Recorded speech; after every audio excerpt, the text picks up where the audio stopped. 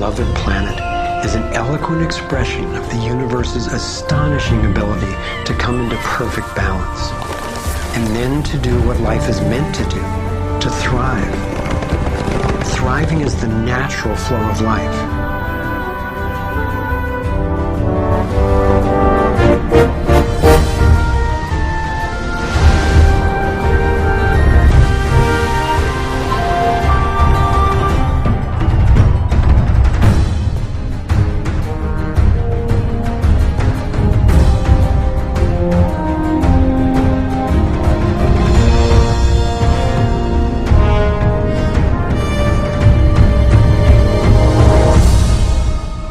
Consider what is surely one of the greatest wonders of all, how a tiny egg and a single irrepressibly plucky sperm can unleash a process that brings forth in the end another one of us. A being of vast ability and unlimited potential, with a brain capable of complex and soaring self-reflection, legs made to dance and run, fingers nimble enough to weave a basket, play a violin, caress a face. If nature teaches us anything, it is that life is meant to work, and that like every living thing, our purpose is to thrive.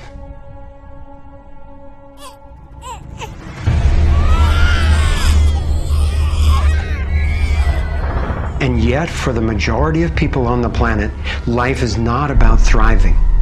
It's about surviving, just trying to hang on.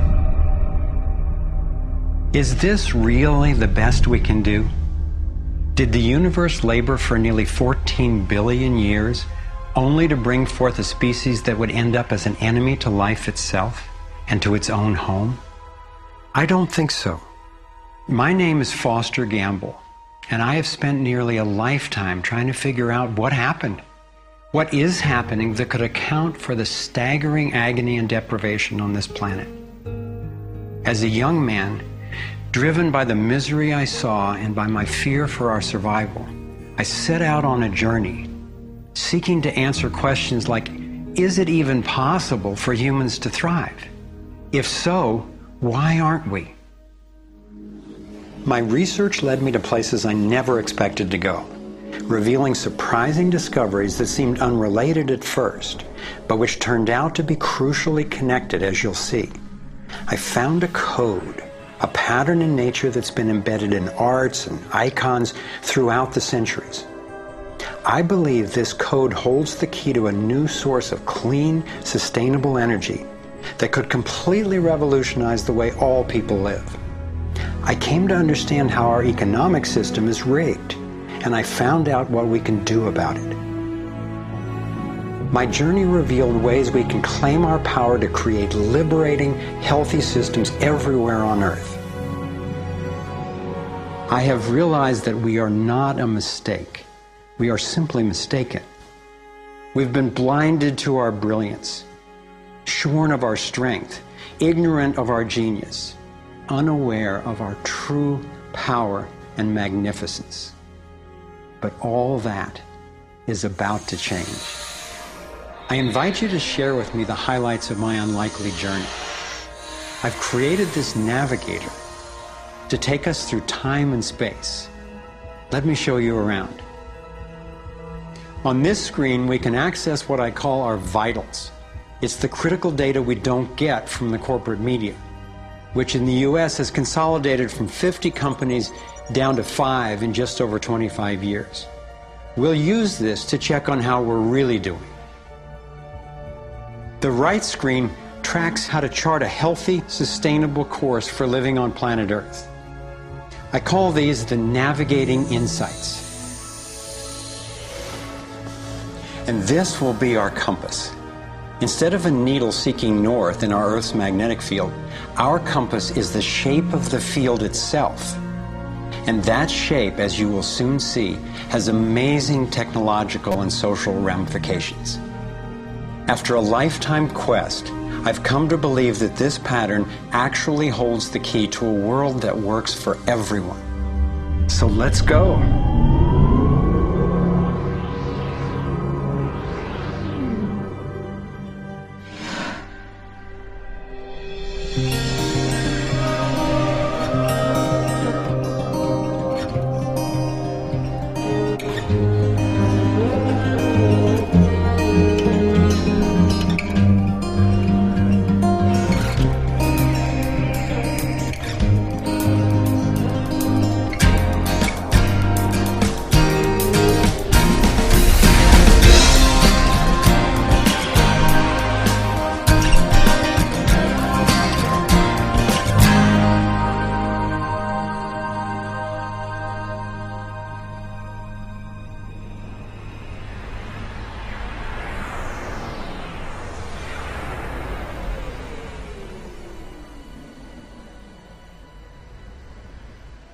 I grew up in a world of privilege and power, attending elite private schools and then Princeton University. As a direct descendant of one of the founders of Procter & Gamble, I was groomed to be a leader in the establishment. But I chose a different path.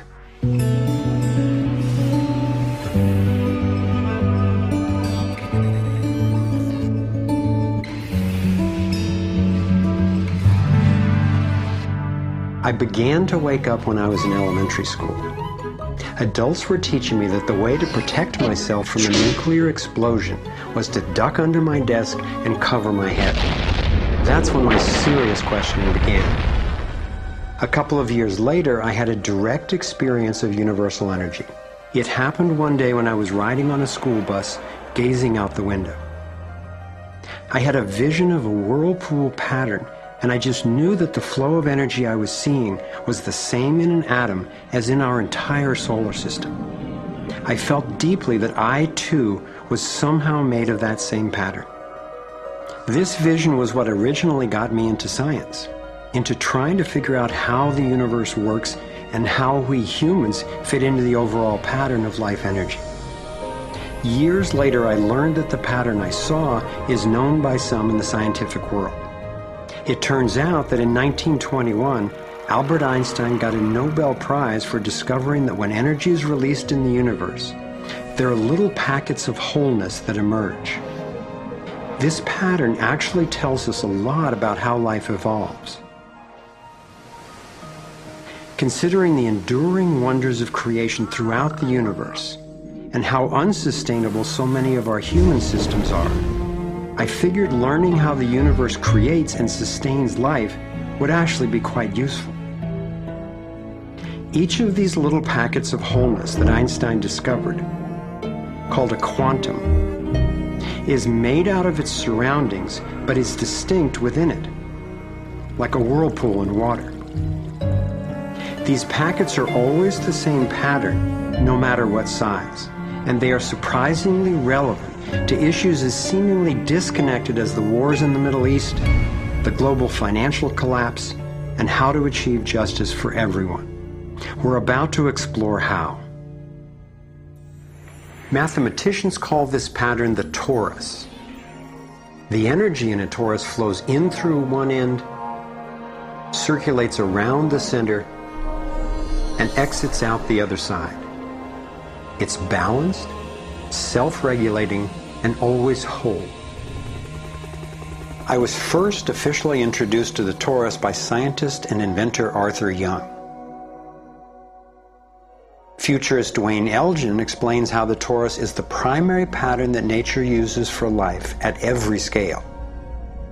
Evolution means to unfold, to roll out. So the question is, what is the universe rolling out?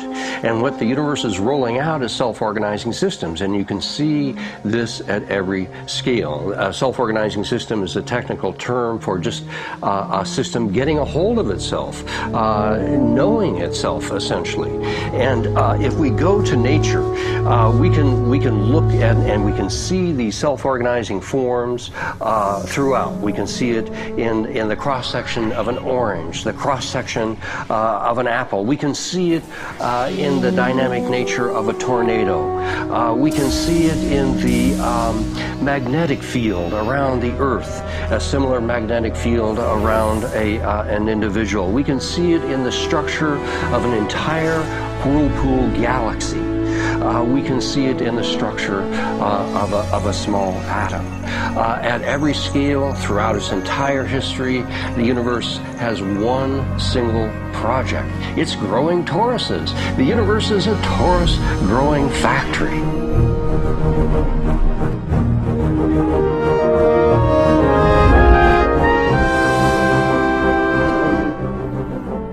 These toroidal dynamics are visible at various scales. One of them is at the galactic level, which are huge spinning structures with billions of stars in it. Looks like typically big arms of galaxies spinning around, and they have vortices that goes from the center out to the edge of the galactic halo that surrounds them. Stars move from this galactic disk out to the halo, down the vortices, and back out again. Stars like Arcturus, for instance, we know have done that path already. That's the appropriate description even for the atmosphere of our planet. The weather goes from the North Pole down to the equator and then back up, from the South Pole up to the equator and then back down. Even the dynamics on the surface of the sun are very similar. Of course, here we're looking at it from an external perspective on a small scale model. When you look at the solar system embedded in the galaxy, embedded in the cluster, embedded in the supercluster, we're traveling in this boundless sea of infinite torus flow.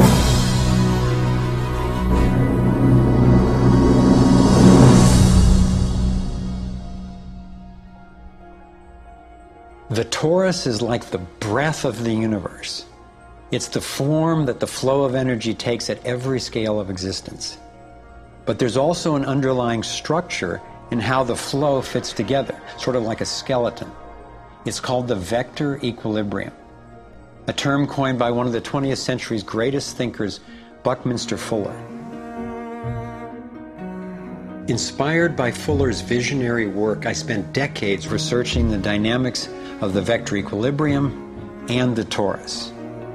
I became so excited by the potential of the toroidal energy form that in 1997 I co-founded a multidisciplinary think tank called the Sequoia Symposium to study the pattern and explore its applications.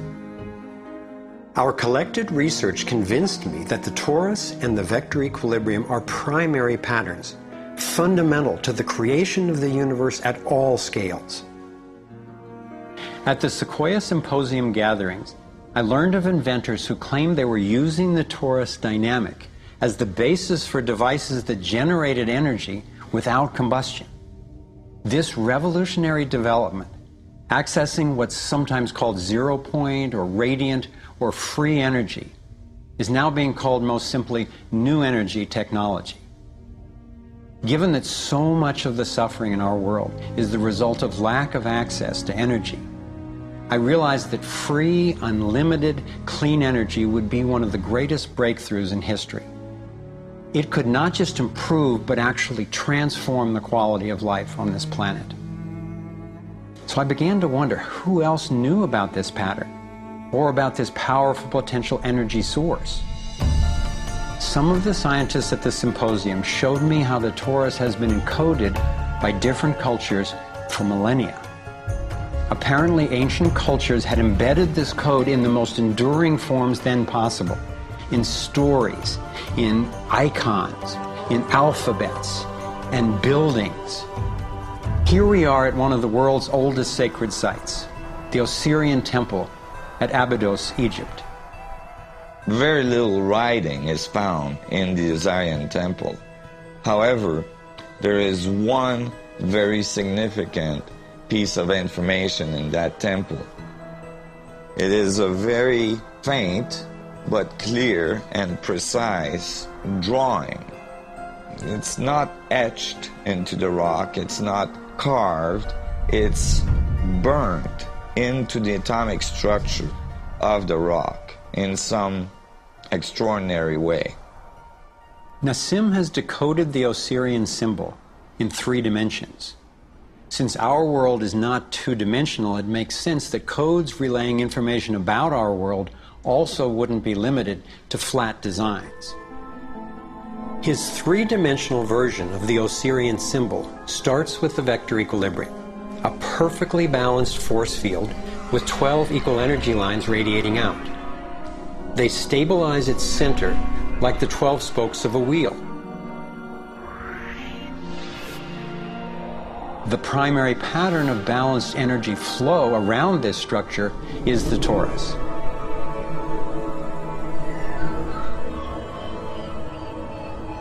Here we expand to the next larger scale with a total of 64 pyramids called tetrahedra.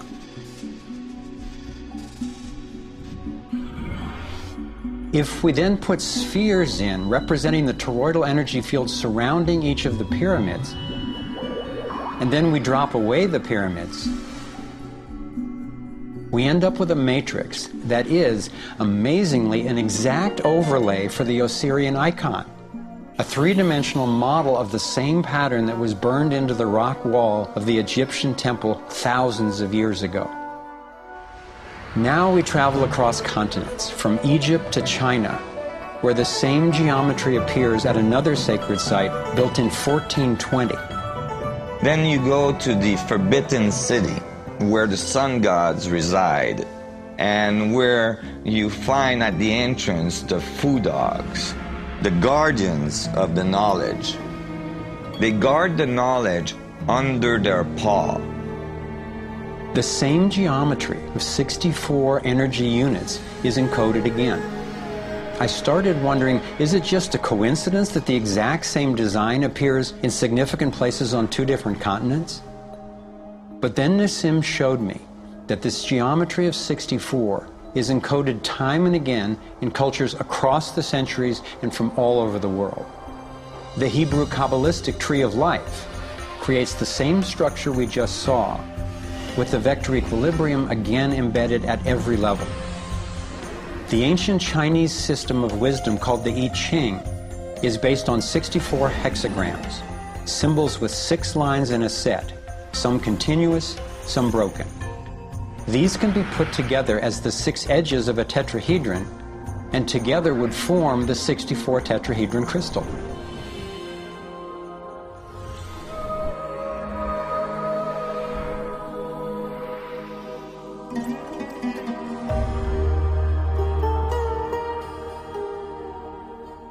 This same pattern shows up in modern scientific research.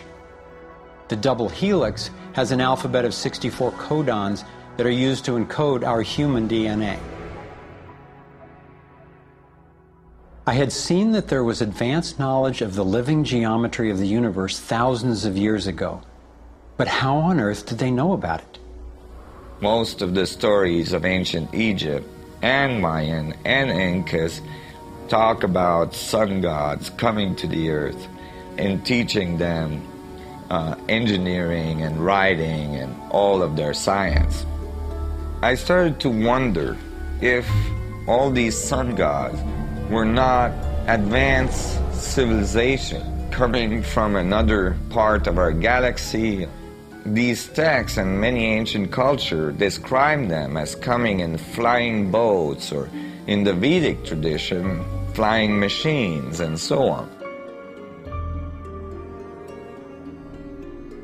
There is many mention of these sun gods coming through time.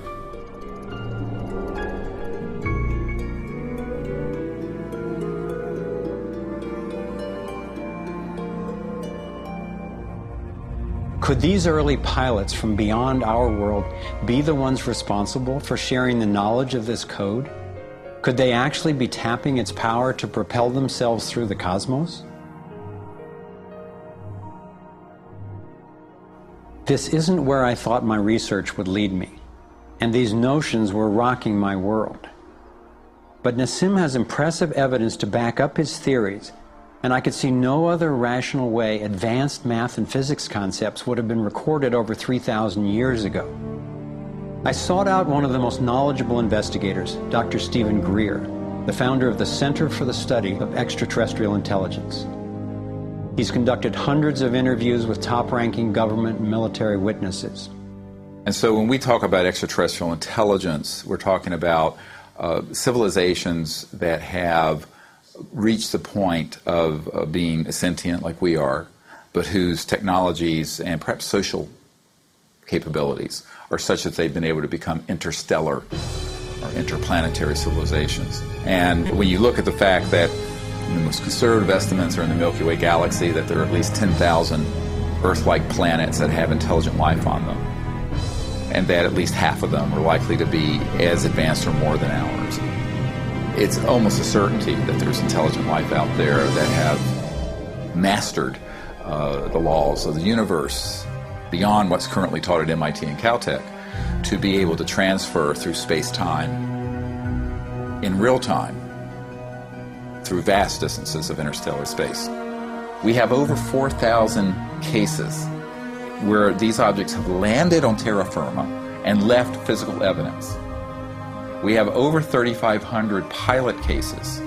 We have hundreds of cases, including ones from the highest ranking investigator at the FAA, John Callahan, and numerous other operators where these objects have been tracked on radar going tens of thousands of miles per hour or dematerializing and then reappearing in another point in the sky. Yes, there have been ET visitation, there have been crashed craft, there have been material and bodies recovered. We have contact with aliens not originating from some foreign country, but from some other solar system. And I have been a party to that. There were documents that I have seen that refer to the Roosevelt having several instances of UFO flyovers, and particularly after they took on board nuclear weapons. And my SEAL told me, Jordan, this, what have you got in your log? This never happened.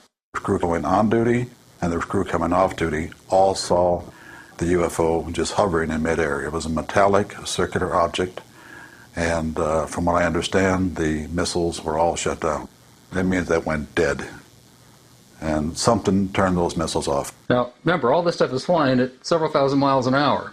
So this thing fires a beam of light at the warhead, hits it, and then this thing flies up like this. Meanwhile, we're all going like this, fires another beam of light, goes around like this, we're going like this, fires another beam of light, goes down like this, fires another beam of light, and then flies out the way it came in. And the warhead tumbles out of outer space. The feeling at the time was that it must have been extraterrestrial. They took the film and they spooled off the part that had the UFO on it, and they took a pair of scissors and cut it off. They put that on a separate reel, they put it in their briefcase, they handed Major Mansman back the rest of the film and said, here, I don't need to remind you, Major Mansman, of the severity of a security breach. We'll consider this incident closed. But who do you tell that you were involved in a UFO incident without them looking at you like you ain't wrapped too tight?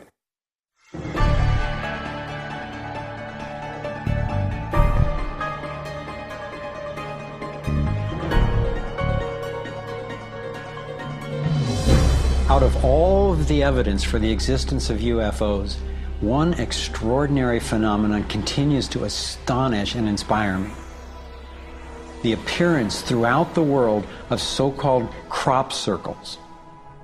These elaborate designs appear mysteriously swirled into crops of grain in such a way that the stalks are bent over, yet remain alive. More than 5,000 of these patterns have appeared in over 30 countries, most of them in England. The media has led many people, including me at first, to write these crop patterns off as hoaxes, the nighttime work of a few pranksters. Of course, there have been faked versions, but those made by human hands are crude compared to the vast majority of these elegant creations. Could hoaxers have created all 5,000 of these patterns? Could a few people with ropes and boards have created something as complex and beautiful as this one, made in the dead of night in a driving rain and leaving no footprints in the soil?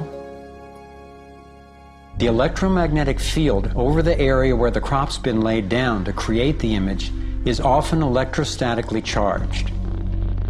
Some of these areas are littered with strange magnetic particles.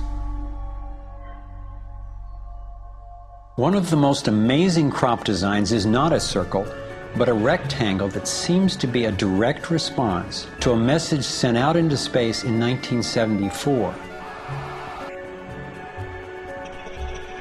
The message was a radio signal depicting our planet's location in our solar system and Earth's people, in hopes that it might be received and interpreted by an extraterrestrial intelligence. 27 years later, in 2001, this crop design appeared in England, along with what could be a self-portrait of the sender.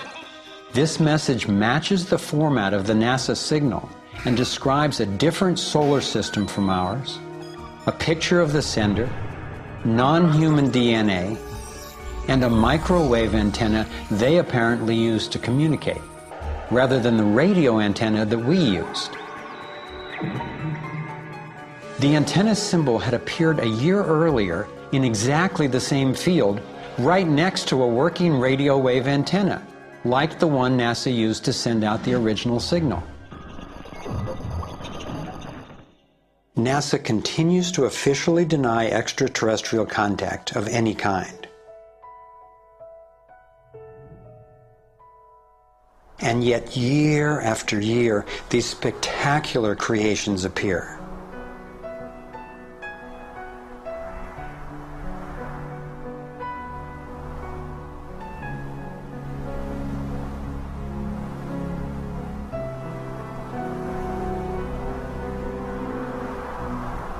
So what might these remarkable designs mean?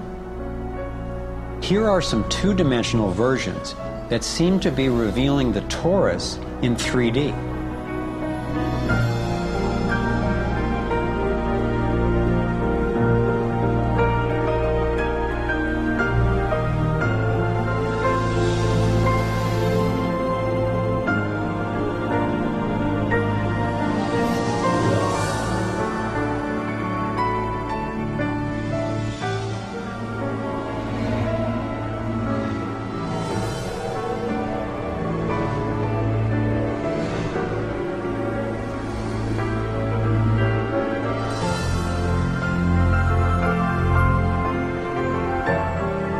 Here is the vector equilibrium.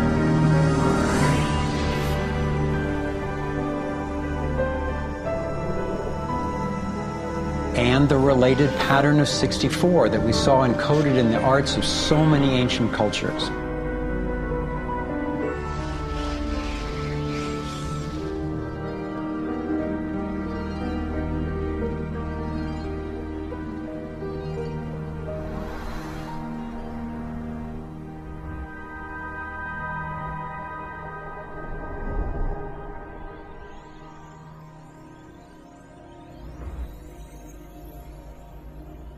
When I saw the coherence between the crop circles and the ancient encodings, I thought regardless of whoever created them and wherever they're from, there must be an important purpose to these designs.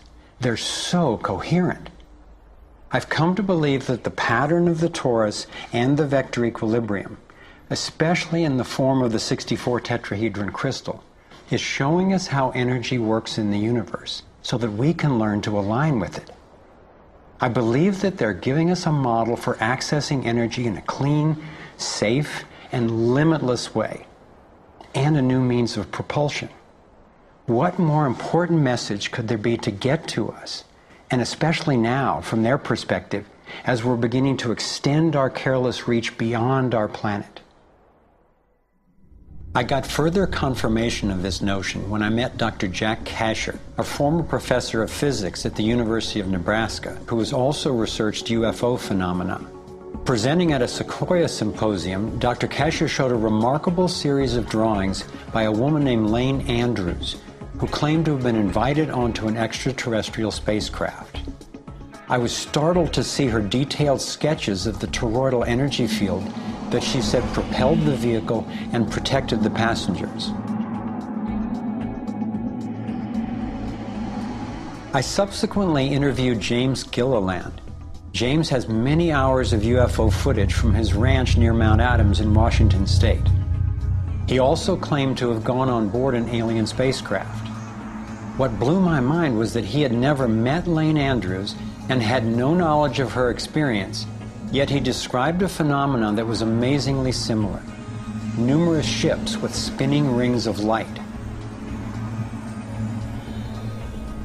Could it simply be coincidental that James and Lane described the same torus dynamic, and that both of these people have been harassed extensively by government and military agencies? To some, the idea of UFOs may sound crazy, and yet from another perspective, it is completely plausible. The Earth is about 4.5 billion years old. That's 4,500 million years old. What if there's another planet that's almost exactly like us? Almost exactly. 4,501 million years old. They're a million years ahead of us. And on a galactic scale, they're almost our twin brothers. So where are we going to be in a million years? We'll have solved all these problems, and there's another way, whether it's wormholes or warping space.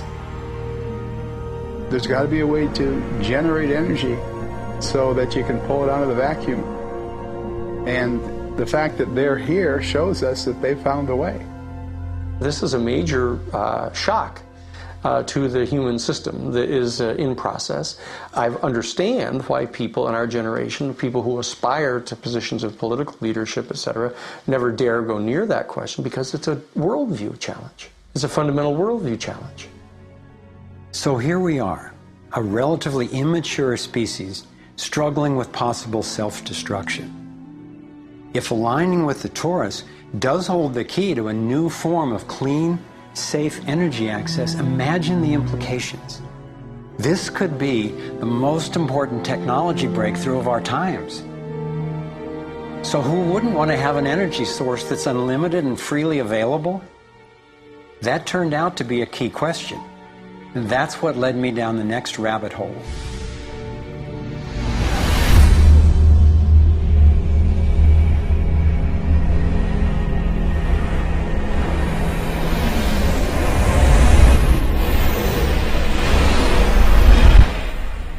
It turns out that scientists as far back as the early 1900s have been developing alternative ways to access electricity without combustion. Nikola Tesla believed he had tapped into what he called radiant energy. Many scientists believe he was accessing what's now called free energy. But before Tesla could finish the project, his financier, banker J.P. Morgan, who had a monopoly on the copper used for electrical lines, recognized how Tesla's invention could transmit electricity without wires. He then shut down Tesla's funding. Tesla's lab was burned down and he was ostracized, all for trying to implement his vision of unlimited energy for everyone.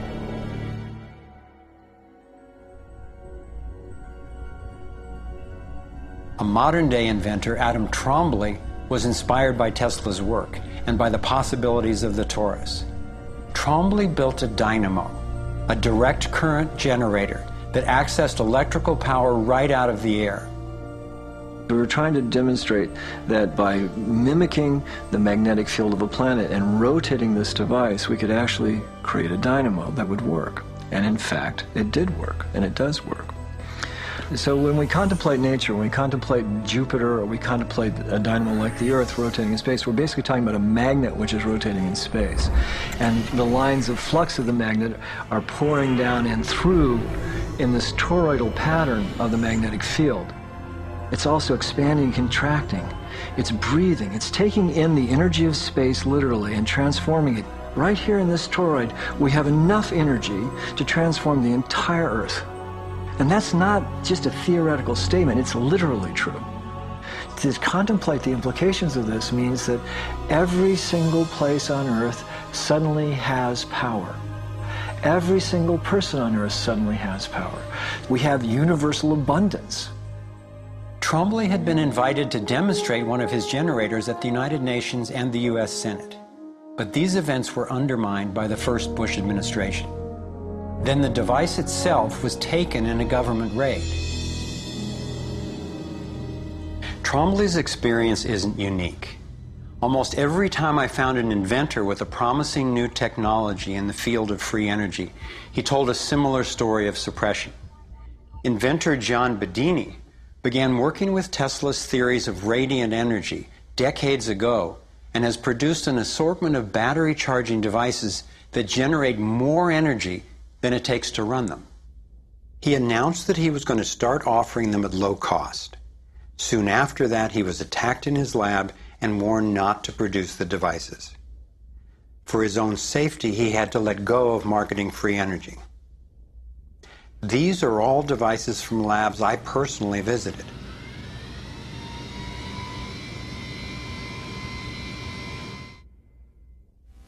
No.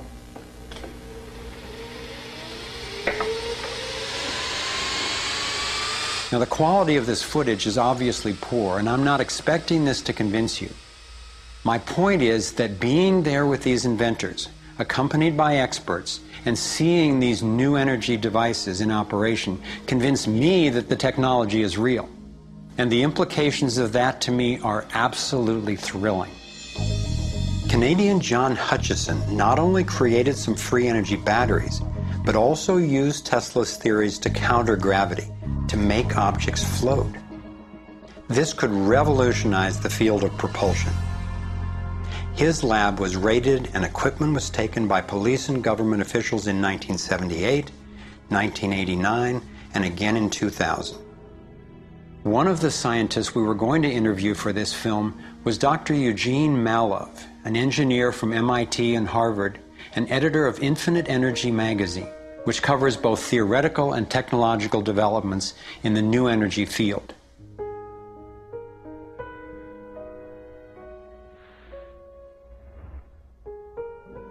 Dr. Malov was mysteriously beaten to death in 2004.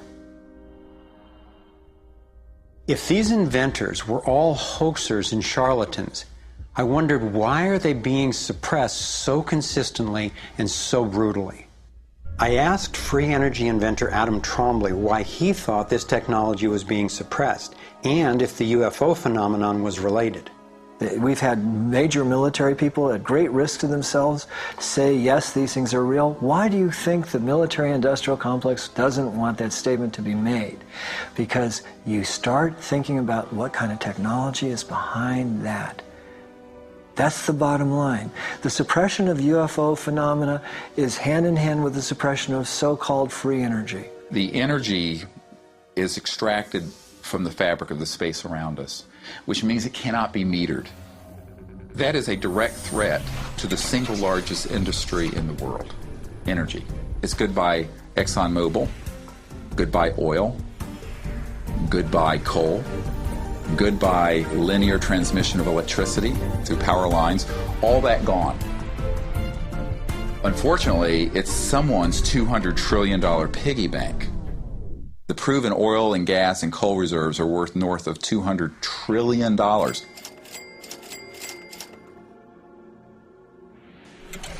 This information coming out would completely change geopolitical power more than anything since, well, in recorded human history. And it would happen in a generation. I started to examine the breakthrough solutions, and much to my surprise, these concepts have been proven in hundreds of laboratories throughout the world, and yet they have not really seen the light of day. Rather than smashing things together and trying to control the explosion, these new technologies rely on blending, of dancing with what naturally is. The common denominator of all the free energy devices I've seen is that they mimic, in one way or another, the torus energy shape. You don't have to believe in free energy technology to be concerned about the repression of ideas and inventions. I found myself thinking, what better way to justify our dependence on oil, coal, nuclear, and other dangerous and dirty technologies than to claim there are no better, cheaper alternatives? It was my beloved wife and creative partner, Kimberly, who kept bringing me back to the human implications of my scientific research.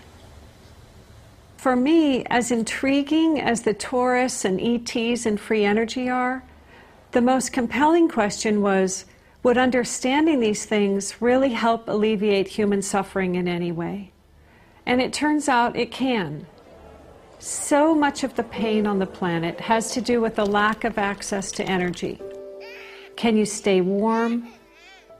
Can you get food and water?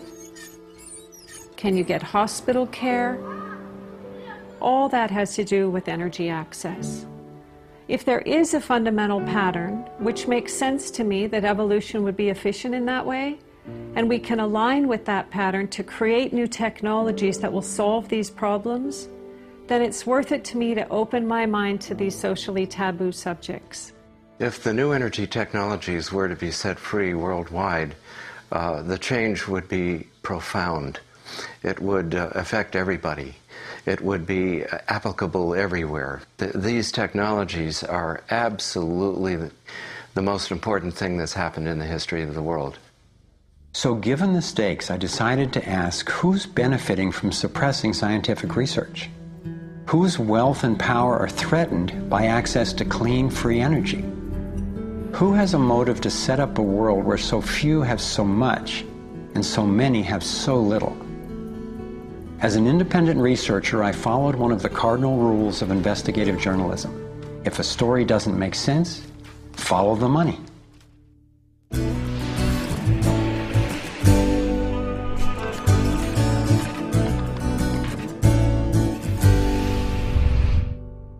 Our being dependent on oil ensures that energy corporations continue to reap phenomenal profits. I see them committing huge resources to undermine energy alternatives, to control global reserves, and to maintain high oil prices. They have enough money and influence to suppress anything that might threaten their monopoly.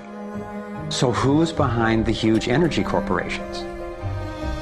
The Rockefellers' oil empire got started in 1870 when John D. Rockefeller founded Standard Oil and became America's first billionaire.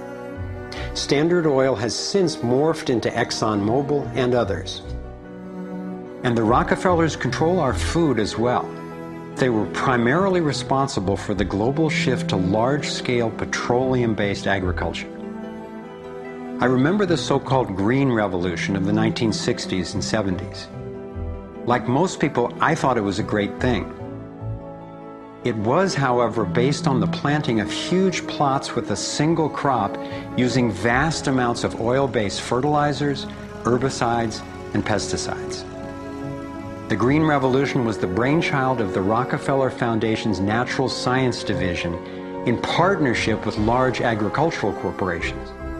Petroleum-based agriculture provided vast new profits for the oil industry, but never lived up to its promises of ending hunger and promoting health.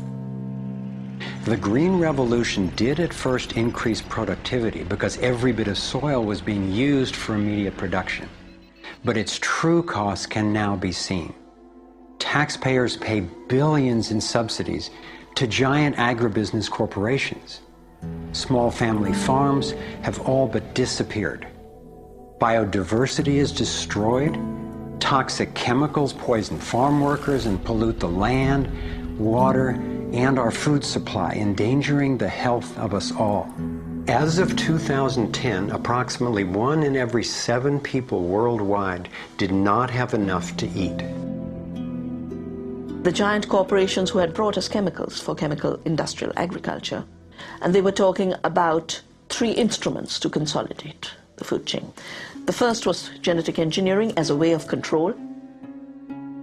The second was patenting seed and patenting life as a way of control, declaring seed to be private property, treating the saving of seed by farmers as a crime, as a theft of intellectual property.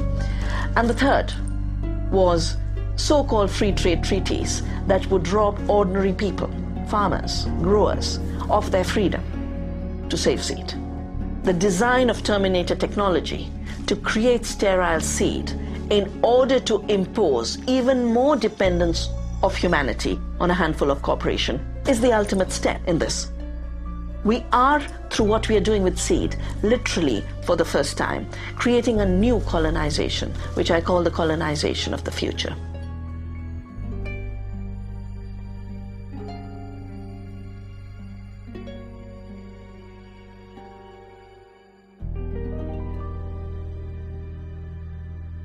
So in two crucial areas, energy and food, the same elite banking families and their corporations have taken control, and the consequences have been devastating.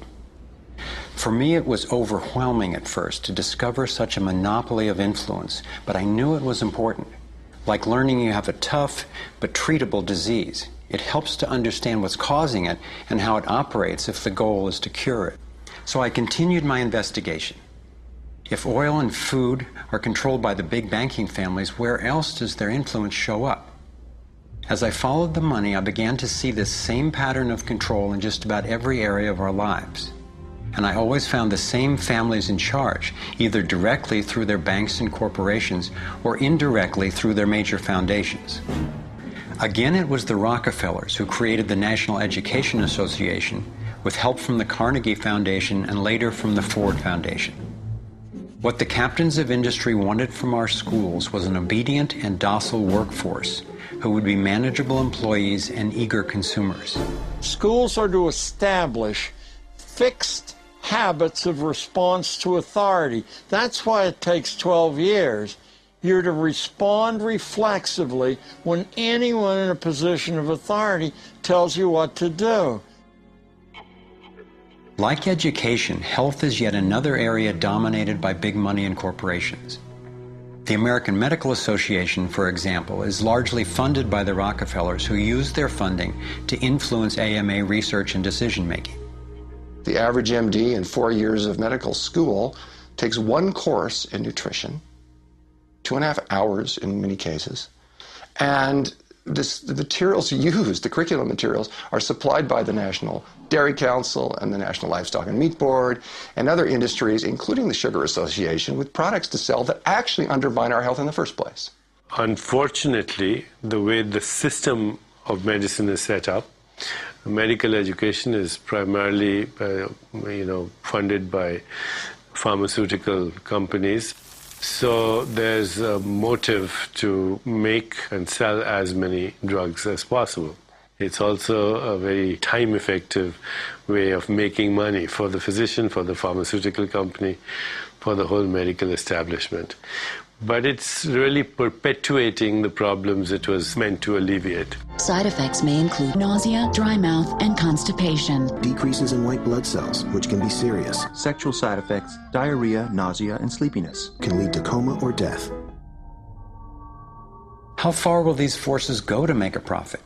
Would they actually suppress cures for diseases the way they've suppressed free energy technology? Sadly, my research has shown me the answer is yes. One well-documented example is the case of Dr. Royal Rife. In the 1920s, Dr. Rife invented the most advanced microscopes of his time. He also developed a new technique he called coordinative resonance, which was apparently able to destroy cancerous tumors as well as viruses. In 1934, in clinical trials affiliated with the University of Southern California, Rife's treatment was tested on 16 terminally ill cancer patients. Within 3 months, they were all successfully cured. Soon after, a lab testing Rife's technology was burned down and a frivolous lawsuit was filed. Through the efforts of Morris Fishbein, head of the Journal of the American Medical Association, Rife was essentially shut down and ruined, his brilliant and promising work all but forgotten. It was really hard for me to consider that someone might actually be suppressing cures. And cancer has run through my family like a raging river. I found out that it's all about patents. If a pharmaceutical company can patent and make money from treatment, especially one that we have to keep on using, then that's what we get. Otherwise, we don't even hear about it. It's not just Rife who got shut down. Reen Case had an old Indian Ojibwe formula that was effective. Harry Hoxsey and Max Gerson had natural remedies that worked. But if you go and you look them up, the AMA makes them sound like complete quacks. And that's where following the money has been so helpful, because the same powers who control the AMA and their research and funding control the pharmaceuticals. So there's a multi-trillion-dollar financial incentive to suppress cures that can't be patented. Knowing that cures exist has not taken away the anguish I feel from losing so many people I love to cancer. It's given me something really satisfying to do with the pain. And I believe when we take the love and devotion that we have for everyone who's died and who will die unnecessarily and direct it to developing and getting these cures out to people who need them, we can break this cancer legacy and heal.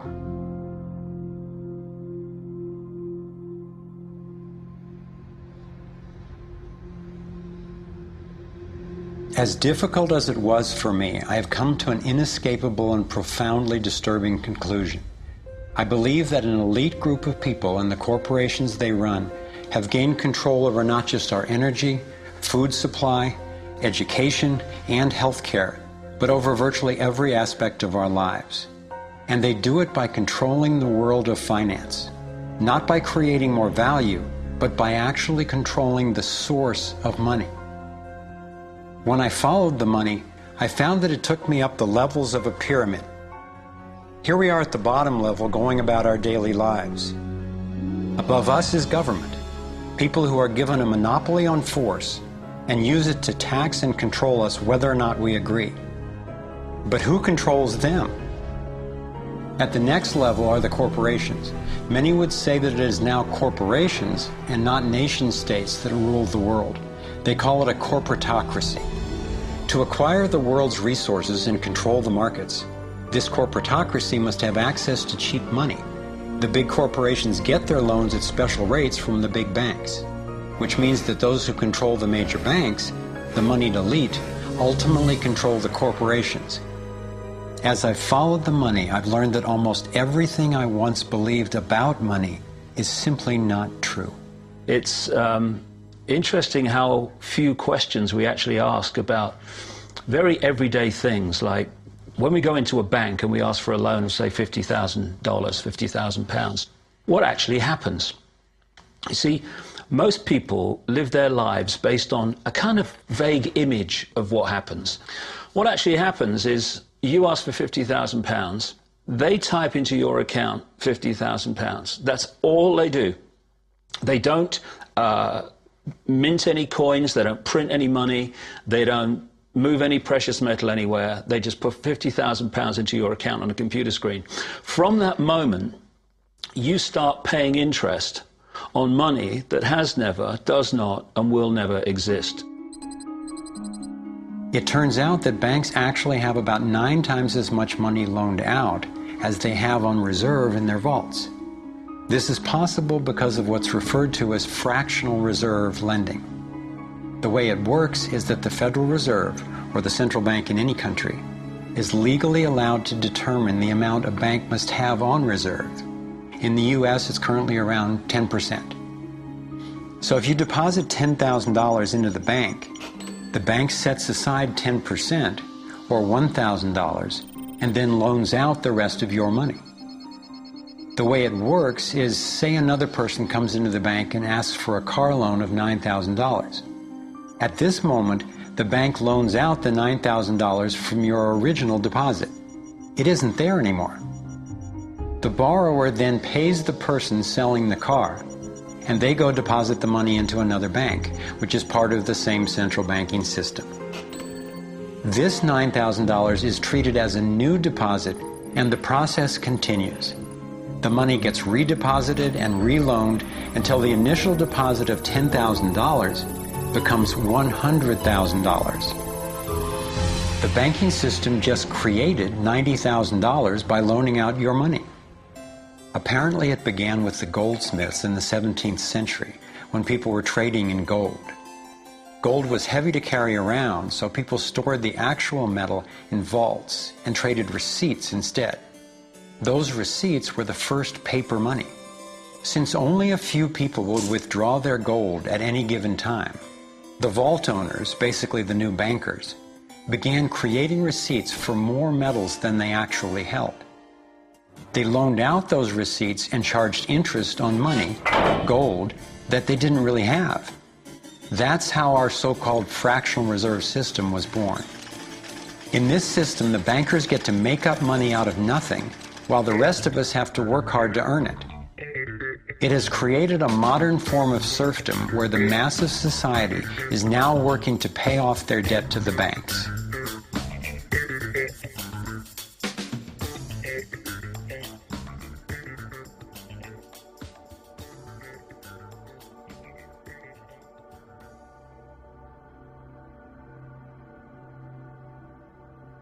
Under this fractional reserve scheme, we inevitably become debt slaves to a ruling class of financial elite, not because they are better or smarter than anyone else, but because they have rigged the system to benefit themselves at the expense of most people on the planet.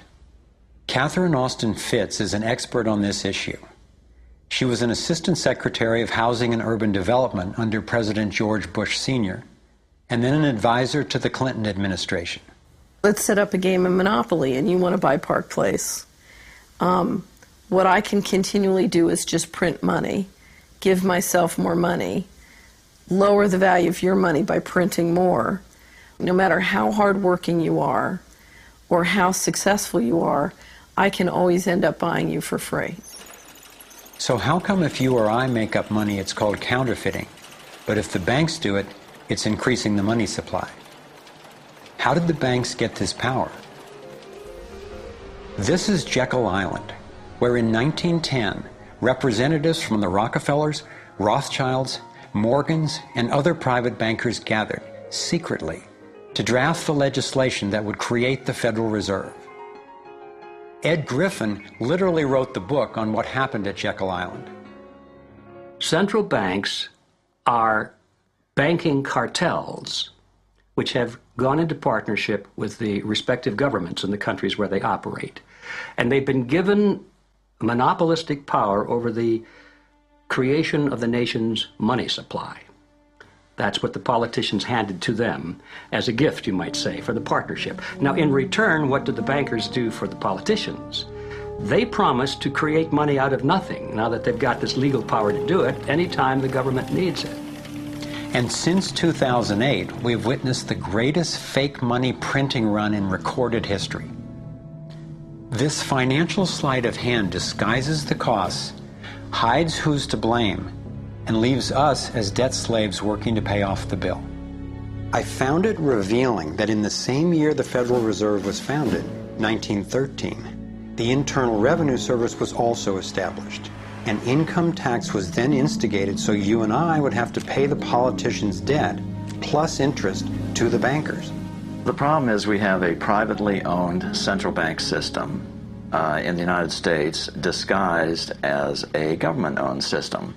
Now, if you look in the telephone book here in the Washington, D.C. area, you look up for Federal Reserve in the blue government pages, it's not there. It's in the white pages right next to Federal Express.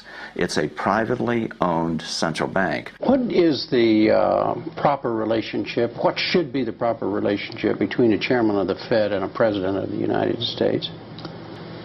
Well, first of all, the Federal Reserve is an independent agency, and that means basically that there is no other agency of government which can overrule actions that we take. There is no other agency of government which can overrule actions that we take. We have a private bank that prints money on behalf of the Treasury.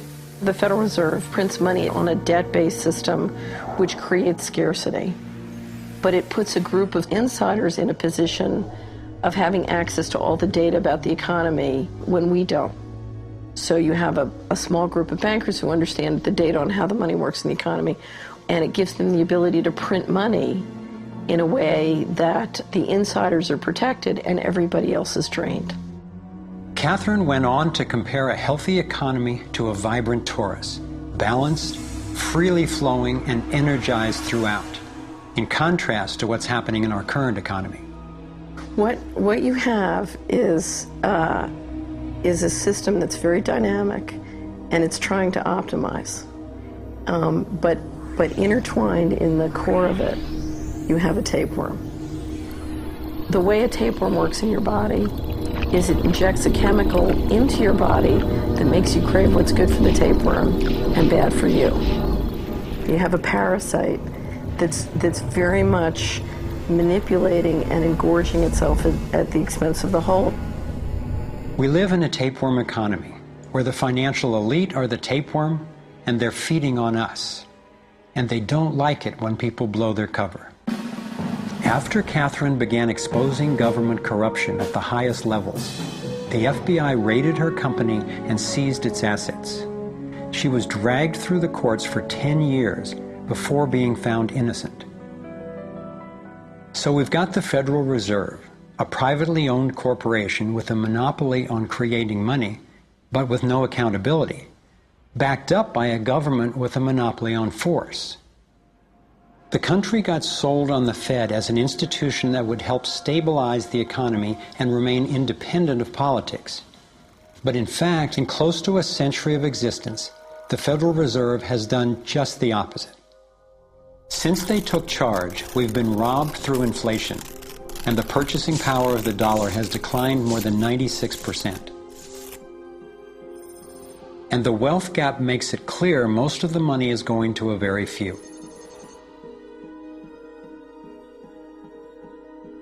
Only 16 years after the Federal Reserve was in power, America experienced the Great Depression. My research revealed that before the big crash in 1929, the elite bankers pulled their money out of the stock market. After the crash, they used that money to buy up cheap stocks and smaller failing banks for pennies on the dollar.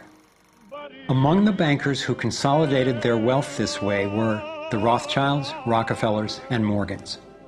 A similar scenario played out in the 2008 financial collapse, with the same bankers benefiting. In the years leading up to the collapse, the biggest banks, including Bank of America, Citigroup, and Chase, controlled by the Rothschilds, Rockefellers, and Morgans, were bundling and trading bad loans that they knew would eventually fail. It's like putting rotten oranges in a box and selling them as grade AAA. The bundlers of the debt knew it was only a matter of time before someone would open that box and see that the content was worthless, since they were the ones who packed the boxes in the first place. When the rotten oranges, what we hear about as unsound loans, derivatives, and credit default swaps, were finally discovered, everyone was impacted. People lost their homes, their jobs, their businesses, and their retirements. Meanwhile, the biggest banks who created the problem in the first place were the ones who got bailed out. Why's that? Why would the Federal Reserve give trillions to the banks, even though the majority of Americans were against bailing them out? And why not help those most in need rather than the perpetrators of the financial collapse? My research led me to believe that the same people who created the Federal Reserve, the Rothschilds, the Rockefellers, and the Morgans, still control it, and they use this scheme to bail themselves out at our expense. Many of the banks created are still the most powerful lobby on Capitol Hill, and they, frankly, own the place. I'm convinced that the near collapse of the economy in 2008 resulted from an orchestrated pump-and-dump scheme designed and executed by the big bankers to consolidate wealth and power. David Icke explains how he sees the Federal Reserve rigging the so-called business cycles. Stage one, it's like throwing a fishing line out. Stage one, you put lots of money, units of exchange, into circulation. You do this by pushing interest rates down, by making lots of loans. This is the part of the cycle we call a boom. Because there's lots of units of exchange in circulation, there's lots of money changing hands. That generates lots of economic activity. That generates jobs. And as more and more money is spent, there's more demand. So companies take out more loans of fresh air money to increase their production. people get confident in their everyday lives. Hey, you know, I work for this company, they've got lots of orders, it's really going great, my job's safe, I tell you what, we can have a bigger house. Then they start to change it. What they do is they pull the fishing line in. They push interest rates up. Now, fewer people, are taking out loans, and they make the criteria for having a loan from the bank stronger anyway.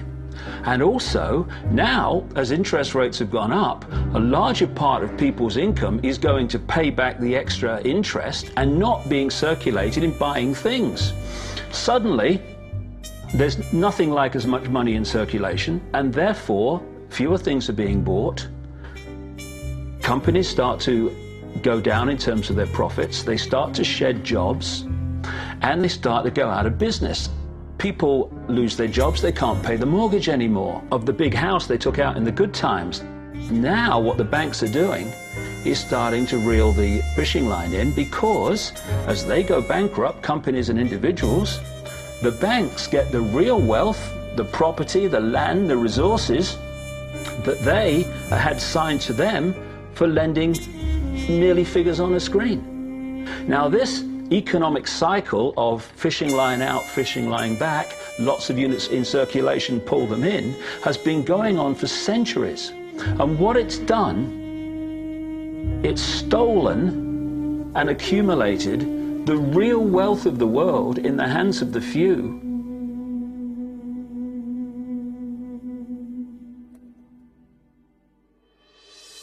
At the international level, central bankers use the World Bank and the International Monetary Fund to make more money while exploiting the resources of countries they lend to, bankrupting them in the process.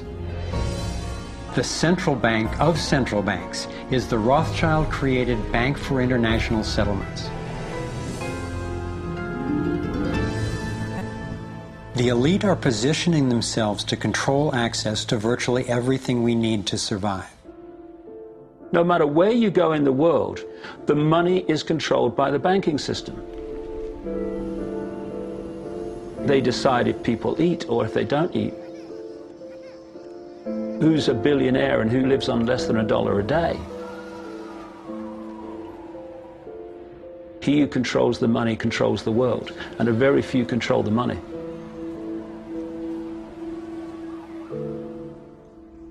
At this point, my view of the world had been turned upside down. I was struggling with the realization that the failure and suffering of so many is actually success and fulfillment for a few. The elite central bankers who fooled the world into letting them create money. They already have vast fortunes, so what is their end game? What is their ultimate agenda?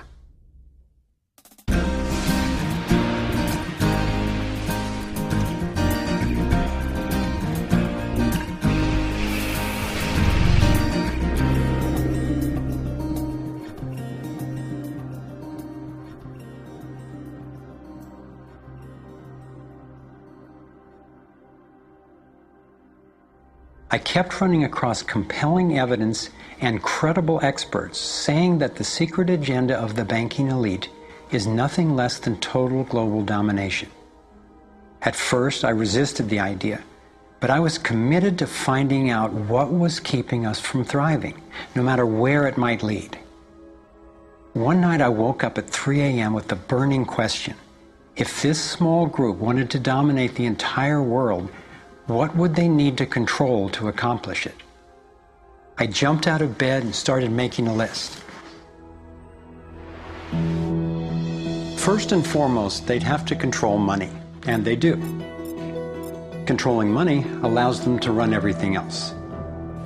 They'd need to control energy, and they do. They already control big agriculture and world trade. They're buying up water supplies worldwide. They've got health in their pocket, and they're trying to suppress natural alternatives. Mainly, they'd have to control what information we'd get and how we'd react to it. In America, the internet, our greatest tool for communication and grassroots organizing, is currently not controlled or censored, but its open status is being attacked from all sides. Governments, corporations, and the United Nations are all attempting to take control. For complete domination, dissent has to be controlled. They'd need to take away our rights, spy on ordinary citizens, and track every aspect of our lives. As the day dawned, I knew that a powerful elite had almost everything set up to rule the world. And I had the frightening realization that Big Brother is not just coming, he's here now. We are already in the matrix. So how do we get out? To envision that, I realized I needed to discover what their ruling structure looks like and how it works. A relatively small group of families, especially the Rothschilds, Rockefellers, Morgans, and Carnegies, along with the Harrimans, the Schiffs, and the Warburgs, have been leading the controlling elite in the West for generations. I'm not implying that every individual in these families is aware of or active in the global domination agenda. However, I'm convinced the heads of these dynasties control the corporate and banking interests that carry out the sinister scheme that is destroying so many lives. Those secretly driving the agenda have been known by many names. Leaked reports confirm that they meet throughout the world, behind closed doors, to discuss their agenda. Then, like clockwork, their plans begin to show up in the media, finance, corporate, government, and military arenas. Of course, not everyone involved in these groups is in on the decision-making. There is a hierarchy of knowledge and participation. One of the primary symbols of the controlling elite is the all-seeing eye. It's on the dollar bill. It's on the American mass surveillance system initially called Total Information Awareness. It's on the British intelligence agency MI5. And it even oversees the Supreme Court complex in Israel, designed and funded entirely by the Rothschilds. I believe they've taken the majestic image of the Cheops pyramid and its legendary metallic capstone and perverted the meaning to represent those at the top being able to track and control all those under them.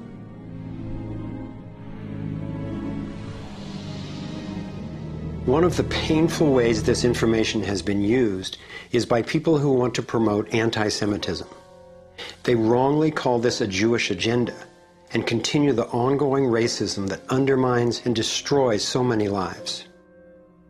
Let me be clear, this is definitely not a Jewish agenda.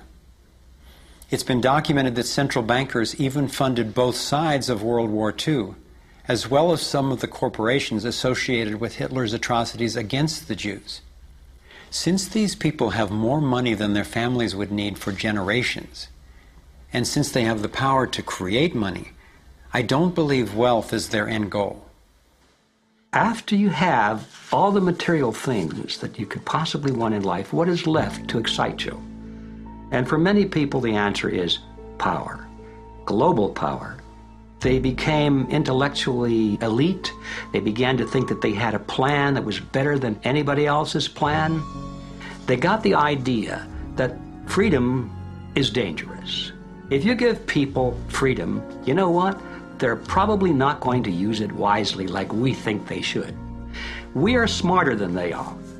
And for their own good, we should rule them. As I came to accept the idea of a ruling elite planning for total global domination, I began to hear these same people actually talking more boldly and publicly about it, only they call it the New World Order. When we are successful, and we will be, we have a real chance at this New World Order. It is a new world order with significantly different and radically new challenges. A new world order can be created. It's a great opportunity.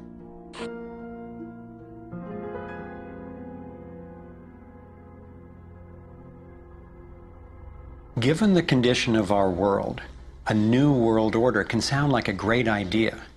But I had to distinguish between what I was discovering about global domination, a one-world government run by an elite few, and the reality of our global interconnectedness, which is the realization that at a fundamental and even spiritual level, we are not separate, we are all connected. But the agenda for global domination is really the exact opposite.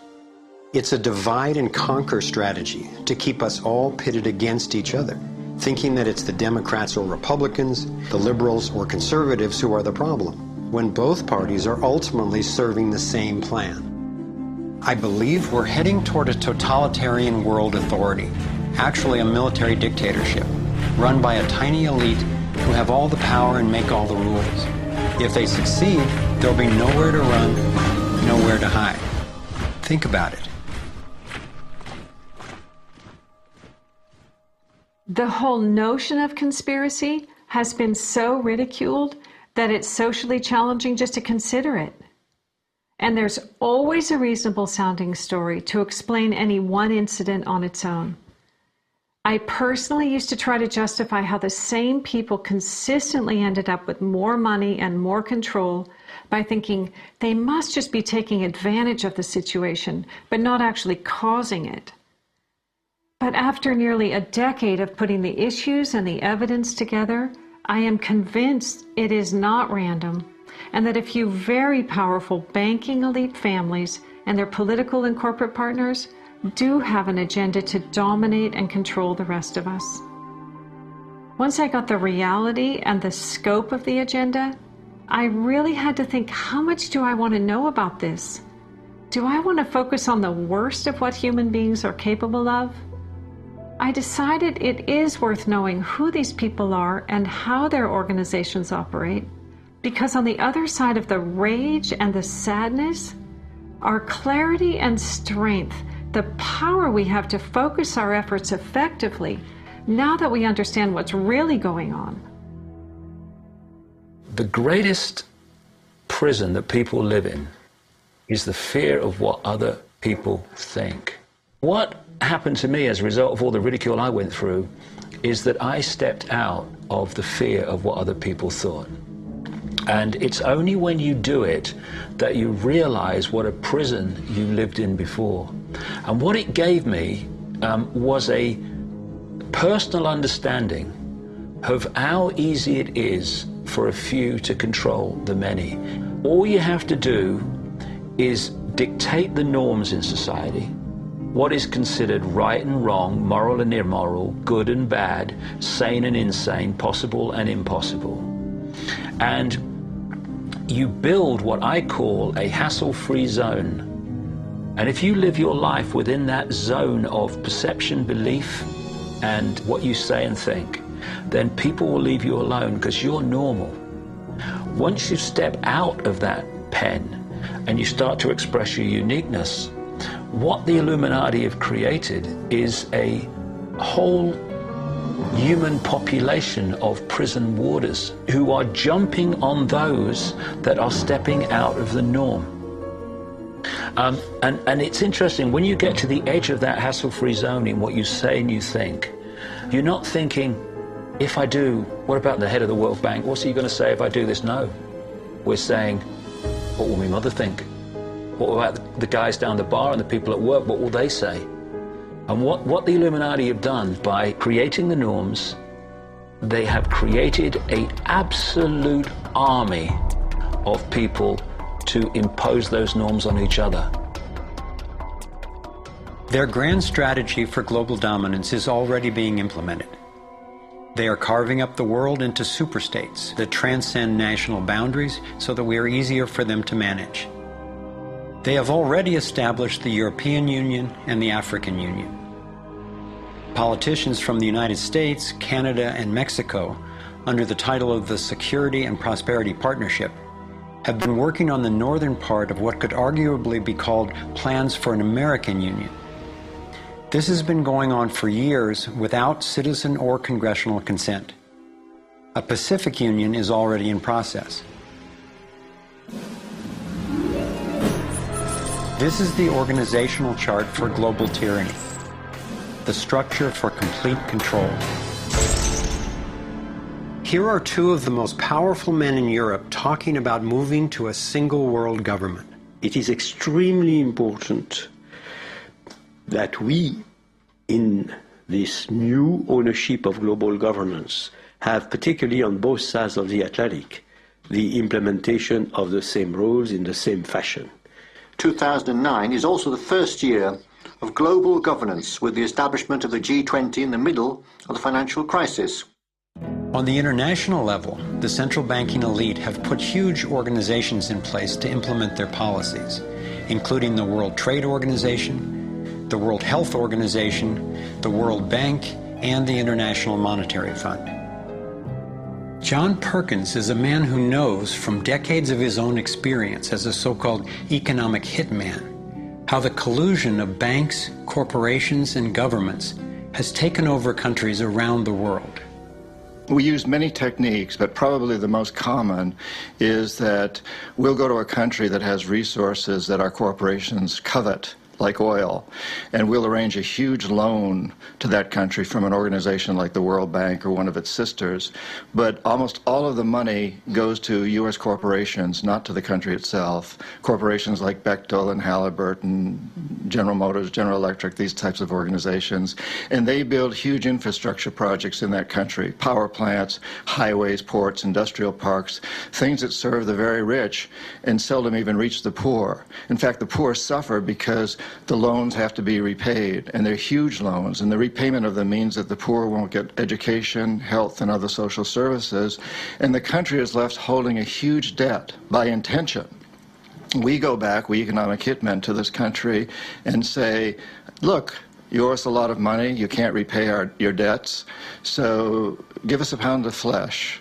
As soon as one of these anti-American presidents is elected, one of us goes in and says, hey, congratulations, Mr. President. Now that you're president, I just want to tell you that I can make you very, very rich, you and your family. Get several $100 million in this pocket if you play the game our way.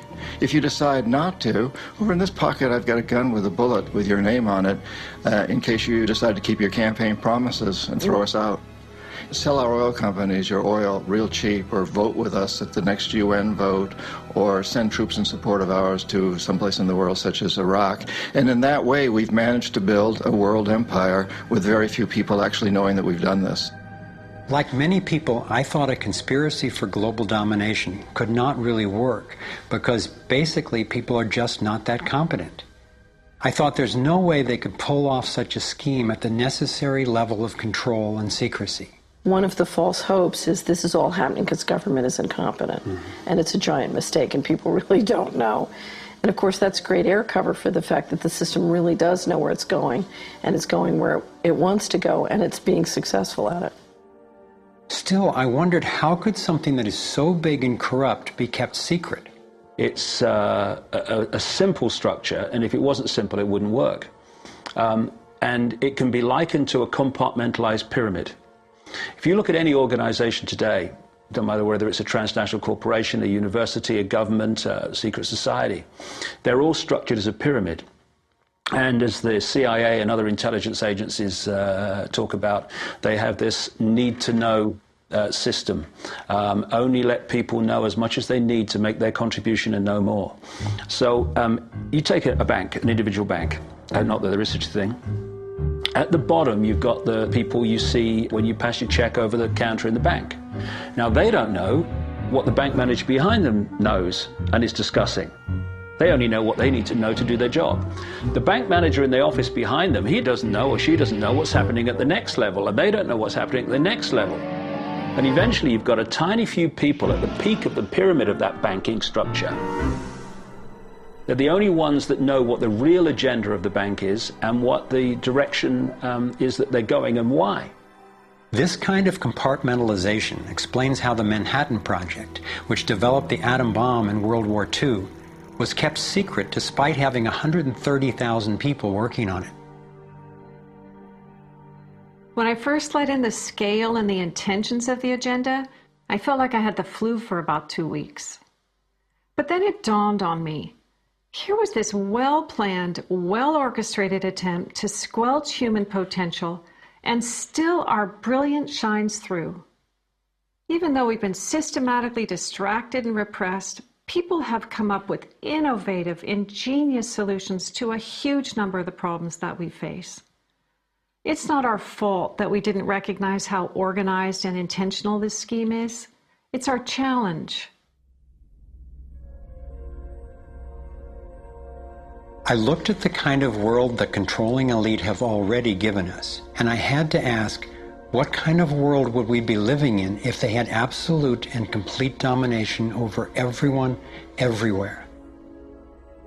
In this new world order of theirs, a tiny number of people would exercise total control over the lives of everyone through a system of intrusive surveillance, violent suppression of dissent, and debt slavery. Imagine tiny islands of opulence surrounded by a sea of misery, where the mission of the military is to protect the haves from the have-nots. I've come to believe that their endgame is truly ominous, and that they will stop at nothing to continue implementing their plan. As difficult as it may be for Americans to accept, I'm now convinced the agenda of the global elite includes destroying the financial strength and sovereignty of the United States. With its history of free speech and armed revolt, America represents the major hurdle to global consolidation of power. If they can succeed in bringing down this country, I believe the international elite intend to transfer the power and productivity of Americans to their one-world dictatorship, gradually taking over our lives in what David Icke calls the totalitarian tiptoe. Think about it. They've got us so deep in debt we can never repay it. They're collapsing the dollar, and they're attempting to replace it with a global IMF currency. This press for a global cashless electronic currency would enable a central authority to financially disable any individual or group in an instant. Now, for the first time in history, international taxes are being proposed under the pretense of addressing climate change. Like a Trojan horse, the suggested treaty unveiled at the 2009 Copenhagen Climate Conference appealed to our concern for the environment while distracting us from the fact that this unprecedented carbon tax would be paid to the World Bank and enforced by global police. There are ways to address our obvious need to curtail pollution without creating a tax base for tyranny. You want to change society in a way that you know that if you do it openly, you know you're going to get an adverse reaction. So you don't do it openly. You play problem, reaction, solution. Stage one, you create a problem. It could be a terrorist bomb, it could be a 9/11, it could be a run on a currency, it could be a stock market collapse, a government collapse. You tell the people your version of A, who did it, and B, why. And at this point, problem, reaction, solution would fall down if we had a media that was in any way related to journalism. Instead, the mainstream media is a public relations office for the official version of events. Turns out President George W. Bush was right about Saddam Hussein hiding weapons of mass destruction. The virtually only way or source of information that the public have about this event is from the mainstream media. And what they're looking at stage two of problem, reaction, solution is the reaction of outrage, of key fear. And they want the public to say to the government, something must be done, this can't go on, what are you going to do about it? And this allows stage three, which is those who've created the problem, glean that public reaction with a false story, to then openly offer the solutions to the problems they have themselves created. The idea of using tragedy, manufactured or simply utilized, was deeply significant in my finally understanding how far these people will go to achieve their goals. It's a documented fact that we entered the Vietnam War under false pretenses. Former Secretary of Defense Robert McNamara has acknowledged that the attack on a ship in the Gulf of Tonkin didn't actually take place. Our judgment that we've been attacked that day was wrong. It didn't happen.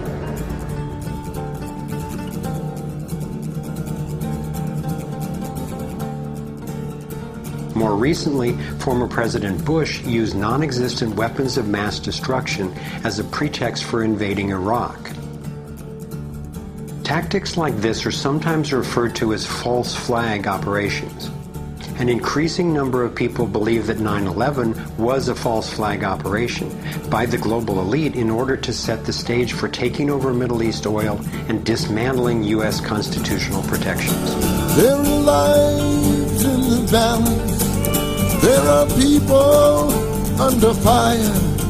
There are children at the cannon. There is blood on the wire.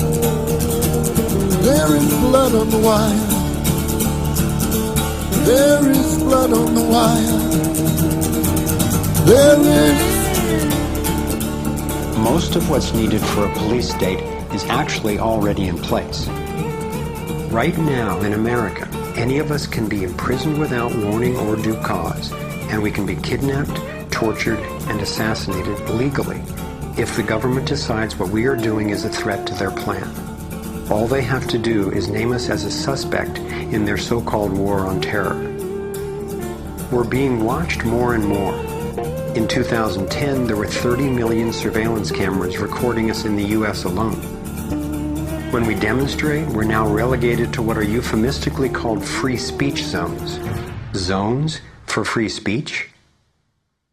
Every phone call and email we send is collected and archived and can be inspected at any time. Our driver's licenses and passports have computer chips implanted in them to track our every move. And now hospital patients are getting these same chips implanted under their skin. In fact, it was Procter & Gamble who developed these chips, initially for tracking their products. It's always offered as a way to help, but even an assistant director of Central Intelligence has admitted it's an entry point to getting all of us chipped for better tracking and control. These would-be controllers, through the U.S. Space Command, have outlined a plan called full spectrum dominance. Sophisticated satellite surveillance, as well as directed energy and laser weapons, which are already developed, have the ability to target dissenters anywhere on Earth. I believe they are also trying to ensure they can deal effectively with any resistance. FEMA containment camps and railroad cars with shackles have been recently constructed or refurbished all over the United States for use in what officials call times of pandemic or civil unrest.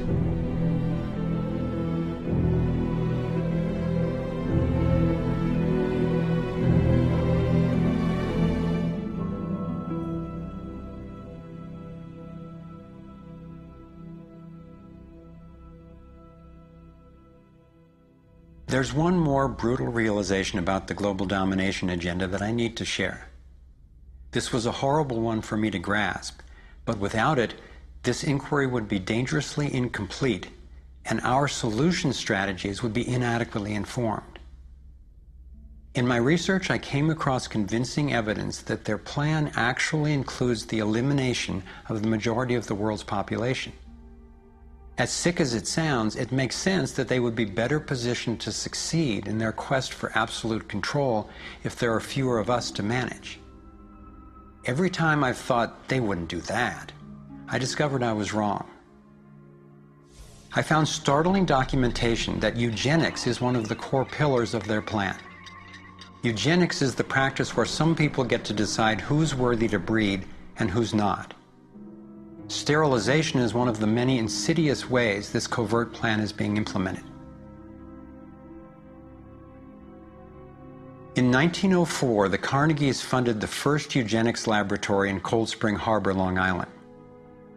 The Rockefellers funded involuntary sterilization of people of color through their eugenics programs and funded the Kaiser Wilhelm Institute in Germany to further the racial supremacy agenda later adopted by Hitler. In 2007, the U.S. Department of Agriculture and Homeland Security funded a proposed project to aerial spray over 7 million people in urban areas of Northern California. After citizens organized against the plan, officials were forced to reveal that the spray included multiple toxins that can cause disease and disrupt the reproductive cycle. Fortunately, civil resistance stopped the project. The U.S. government has been caught over 30 times covertly experimenting with toxic chemicals on its own citizens, from soldiers, prisoners, and Native American reservations to entire towns and counties. Mass covert sterilization of women and girls, usually using secret additives to vaccines, has been exposed in Brazil, Puerto Rico, Nicaragua, Mexico, and the Philippines. These have been under the auspices of such programs as John D. Rockefeller's Population Council, the U.S. Department of Health, Education, and Welfare, where Nelson Rockefeller was undersecretary, and the Rockefeller-founded World Health Organization. Novartis and Syngenta, in cooperation with the U.S. Department of Agriculture and the Department of Defense, have field-tested a spermicidal strain of GMO corn that would render male consumers infertile. This was quietly announced as a contribution to the world overpopulation problem. The list goes on and on. Right now, global human fertility is plunging. I'm convinced that this is no accident. For me, being willing to consider and research a direct depopulation agenda was critical to my getting the whole picture and to generating responses that could be sufficient to the task we face. I know this may sound crazy, but imagine that it's 1932 and we're in Germany. If I told you that in the next decade millions of people would be exterminated, you would say impossible. No one would do such a thing.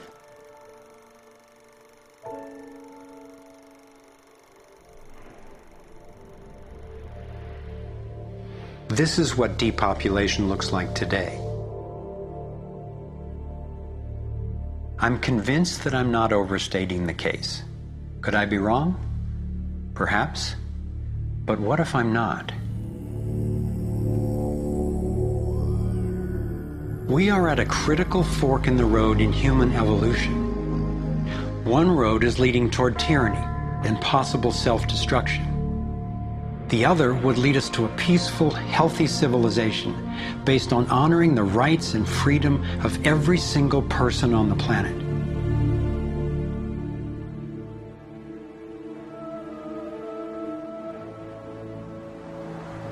To set off in this new direction, it's up to you and me to clear that road.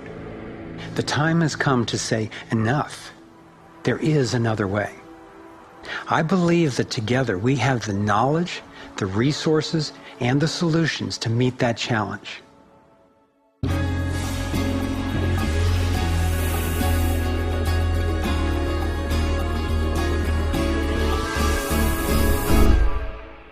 I see this process as nothing less than a struggle for the soul of humanity. It begins with a shift in worldview, answering the question, who are we really? What is human nature? Are we humans what the elite would have us believe? Stupid, greedy creatures who, if left to our own devices, would devolve into violence and chaos, and so for our own good must be ruled over by a self-appointed elite? Or are we naturally caring and creative?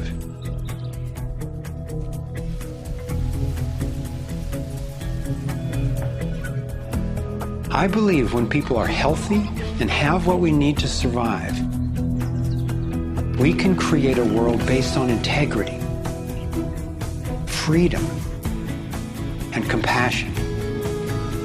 A world where everyone can thrive.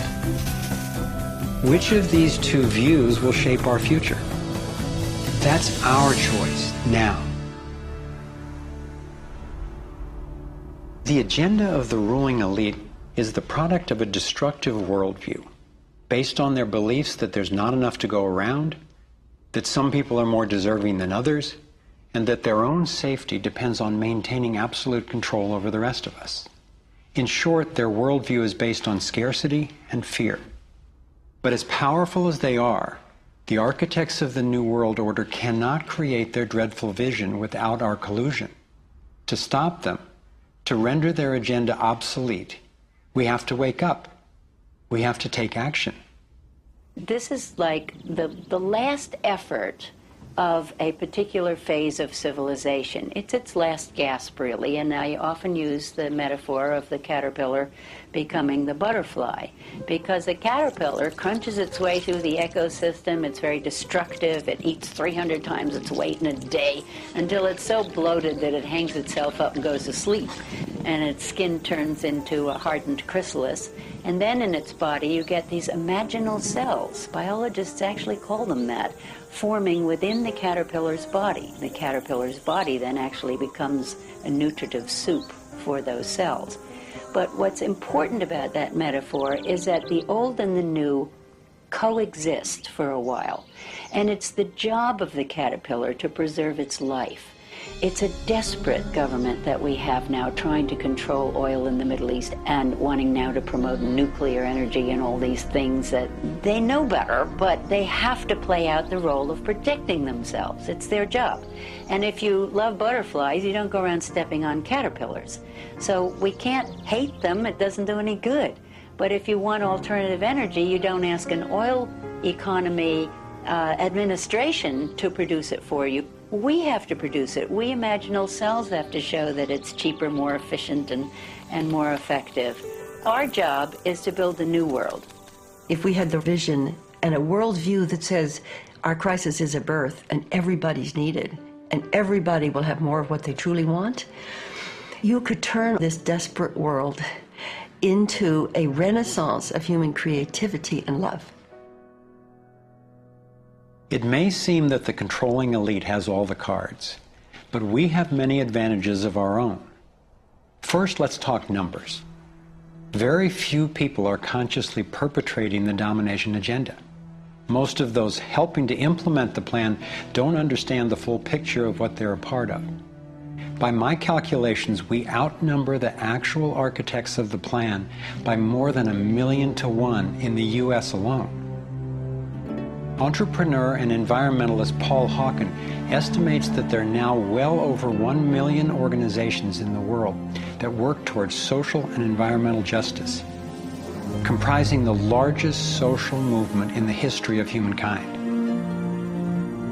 This movement, when connected electronically, could become a network of networks that will be the most powerful activist force for change ever.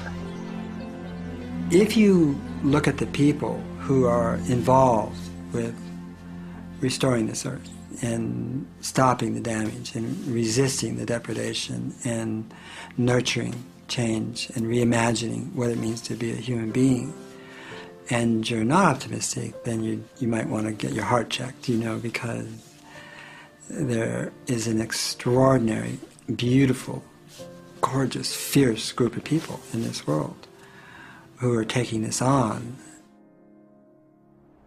The second important advantage for us is that all the power centers that the elite control require our participation. If enough of us withdraw our support, their plan can't work. This is true of the central banks, the military, the corporate media, the government, and more. And following the models of Mahatma Gandhi and Martin Luther King Jr., we have the power of nonviolent non-participation. It takes tremendous energy, resources, and deception to try to dominate the lives of others. In moving toward freedom, on the other hand, we have on our side the evolutionary life force and what Gandhi called satyagraha, the simple power of truth. In India, we have thousands of villages which are now freedom zones. So we will not accept patenting. We will not cooperate with it, just like Gandhi did not cooperate with salt laws. We will not allow chemicals and genetically engineered crops to enter our ecosystems because they threaten this biodiversity. And this freedom movement, which is a freedom movement for all species, not just for individual humans, is something that's growing so fast and is reflected in the movement for GMO-free zones in Europe. I turn my back, and there's another 1,000 GMO-free zones. 90% of Italy, 90% of Austria. The freedom zones around the seed, around food, are creating massive shifts.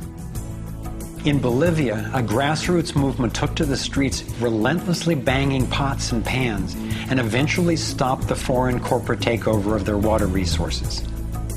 Though very little is shown by the corporate media, there are countless success stories going on every day all over the world.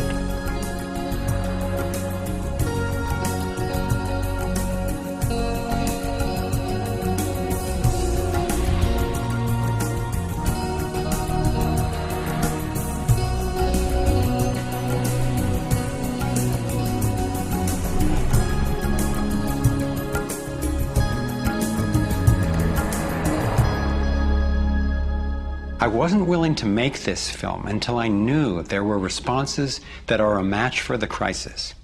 And now the power of the internet enables us to share the breadth and the depth of this research. We've spent years creating a vast website, thrivemovement.com, that brings it all together and makes the information and what we can do about it accessible to everyone. Here you have your very own navigator module to go deeper into the main subjects covered in the film: code, problem, and solutions. You can study strategies and tactics and connect with others to take high-leverage actions. Every fact stated in this film has been independently verified, and the reference is on our website. This sector navigator facilitates whole systems thinking that recognizes that actions in one area impact all the others.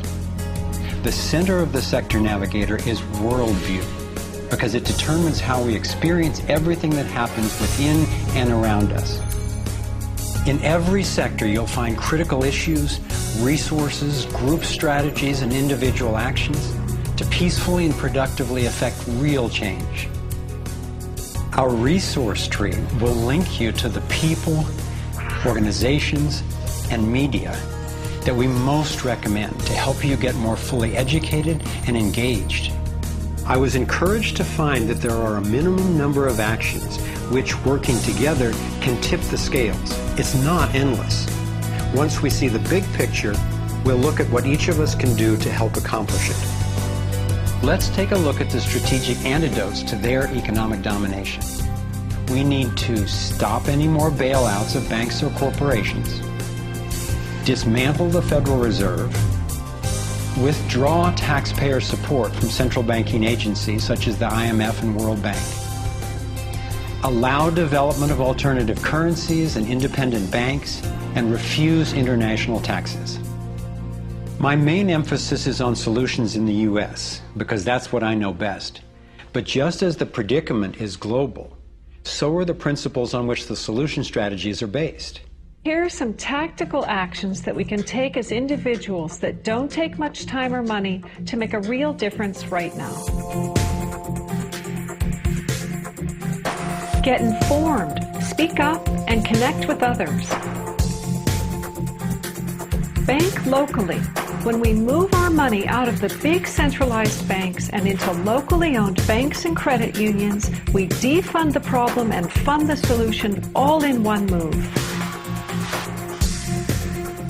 Buy and invest responsibly. Every dollar you spend sends a message.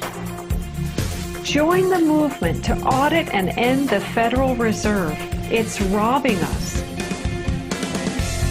Join a coalition to keep the internet fair and open. Don't let anybody take control over it. Support independent media. Get your information from diverse sources and think about who's funding the news you get. Support organic, non-GMO farming.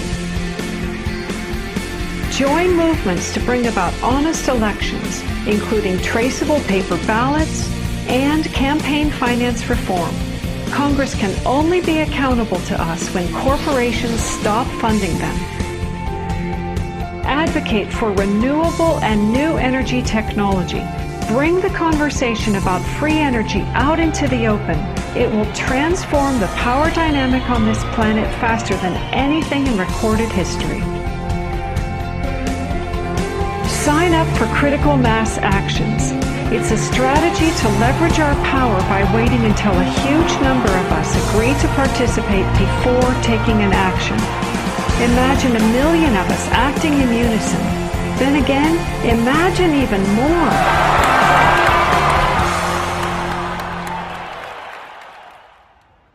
I've been inspired by how many grounded solutions and real-life problem solvers there actually are. Akila Sherrills is one person whose work especially touched me. He helped broker a gang truce between the Crips and Bloods. One of the things that we discovered in the process of waging peace in the neighborhood was that conflict is healthy. You know, it's unresolved conflict that actually leads to violence. When we first launched the peace treaty, we had a lot of success in our first year. Gang homicides dropped 44% in the neighborhood based upon our actions. Akila describes what happened when two rival gang leaders finally met after the truce. The brother came up to him and told him, man, look, I know you got some hard feelings for me. You know, maybe I got some hard feelings for you. He said, but because of this truce, man, he said, I'm willing to put all of that to the side. And he stuck out his hand. He hugged him and he said he closed his eyes because he was preparing for a sharp, a knife to enter his back. He was waiting for for a bullet, to be shot into his stomach. But he said after a few moments, he held that embrace. He realized that, that it was genuine. I believe that having a clear picture of our potential is as important as uncovering what stands in its way. So I want to take you to a possible world of the future. It's a world the elite would have you believe is an impossible pipe dream, but I'm convinced it's a world that is utterly within our grasp. We can create a world where people can thrive, where we can feel safe and secure. The air, water, and food are clean. A world where communities are capable of producing their own energy and food, and trade is open and fair. Rather than focusing on punishment, instead justice restores lives and losses. Insurance pays doctors to keep people healthy. Education is voluntary, serving the needs of individuals instead of corporations. We get honest feedback from independent media. There are no subsidies and no bailouts. Imagine that with an honest money system, little or no taxes, and low electric and fuel bills, you would have the money to pay off your home and car and be free to save and invest. You would enjoy more wealth, freedom, and security, all while working the same or probably less. Let's say I started a mutual fund for my neighborhood, and all the neighbors had stock, okay? And so they healed the environment and their stock went up in value. So instead of getting drained financially, they're making money. They're making money from things that make their kids safer and prevent the planet from dying. So you kind of have your cake and eat it too. Instead of working all week to make money and then coming home and trying to save the planet on the weekends, you can spend Monday through Friday making money saving the planet and then, go to the beach. This vision of a thriving world is based on what could be called the liberty perspective. There is a simple principle that underlies this approach: non-violation. Nobody gets to violate you or your property, and you don't get to violate anyone else, except in genuine self-defense. This is the one rule I've found that every single person agrees with, at least for themselves. I believe that non-violation is the true north of humanity's moral compass and our core navigating insight. This insight can guide us and protect each and every individual as we set up voluntary, self-sustaining systems. It is a way of living that I can stand for wholeheartedly and without reservation. I've been profoundly influenced by the work of Austrian economist Ludwig von Mises, who developed a whole philosophy and economic system based on the core ethic of non-aggression. Motivated by having witnessed the ravages of communism and fascism in Europe, he committed his life to finding a just way. He recognized that those systems, as well as socialism and even democracy, wrongly assume the rights of the collective, or the group, to be more important than those of the individual. I had always gone along with the view that more people will thrive if we consider the group's needs above the individual's. But when I took a closer look, I found it doesn't really work that way. In the name of what's best for the group, governments have been responsible for most of the war, death, and destruction on the planet. More than 200 million individuals were killed in the 20th century alone. So how would applying the principle of non-violation change this dynamic? It would take us from incremental change of a fundamentally flawed system to a complete transformation where not just some, or even the majority, but everyone could truly have the opportunity to thrive. In order to implement the principle of non-violation, it makes sense to me to honestly re-examine our past, because it doesn't work to try to build a healthy living system on top of an unhealthy one. We have to go back to the most fundamental acts of injustice upon which the country was founded, in the seizure of the lands of the people and the slaughter of their women and children, in the rendering destitute most of the remnants of these people, is such a grievous wrong that we believe that we have to deal with that, to come to grips with that in a fundamental way. Understanding that they're not wrongs that were done and completed 150 years ago. They're wrongs that are continued every single day. So you have, through the history of North America and the United States, over 500 treaties signed with indigenous nations where every single one of them now has been violated. You have, in fact, a tremendous amount of wealth having been generated from indigenous people's lands and resources, and billions of dollars every year still being generated by corporations and European nations based on the continued exploitation of indigenous people's lands and resources. If we didn't have large corporations, if we didn't have Western governments defining how you and I were to relate to each other, living here in North America now together, how would we relate to one another? How would we make it different? It's going to take time and courageous effort to shift the consciousness and accomplish the tasks that will move us toward the world I'm talking about. And yet I know of no greater gift that we could give to future generations. We can't do everything at once. I envision 3 overlapping stages of the solutions process. In stage 1, we bring as much integrity as possible to our current systems. If we cut the U.S. military budget in half, it would still roughly equal the defense spending of the entire rest of the world.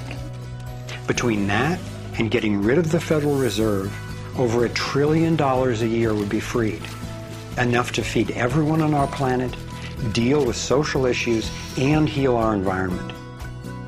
Many people believe that widespread starvation and poverty are inevitable, but compared to war, eliminating poverty and restoring the environment are cheap. According to Lester Brown's Earth Policy Institute, it would take under $200 billion a year to restore the Earth's environment and meet global social goals. But this stage isn't the end goal of the liberty perspective. While stage 1 has a lot of the compassion typically associated with a liberal Democrat agenda, stage 2 reflects much of the wisdom of the traditional conservative worldview. In stage 2, we shrink government's role to protecting individual liberty and stewarding things we share in common, like ecosystems and the airwaves we use to communicate.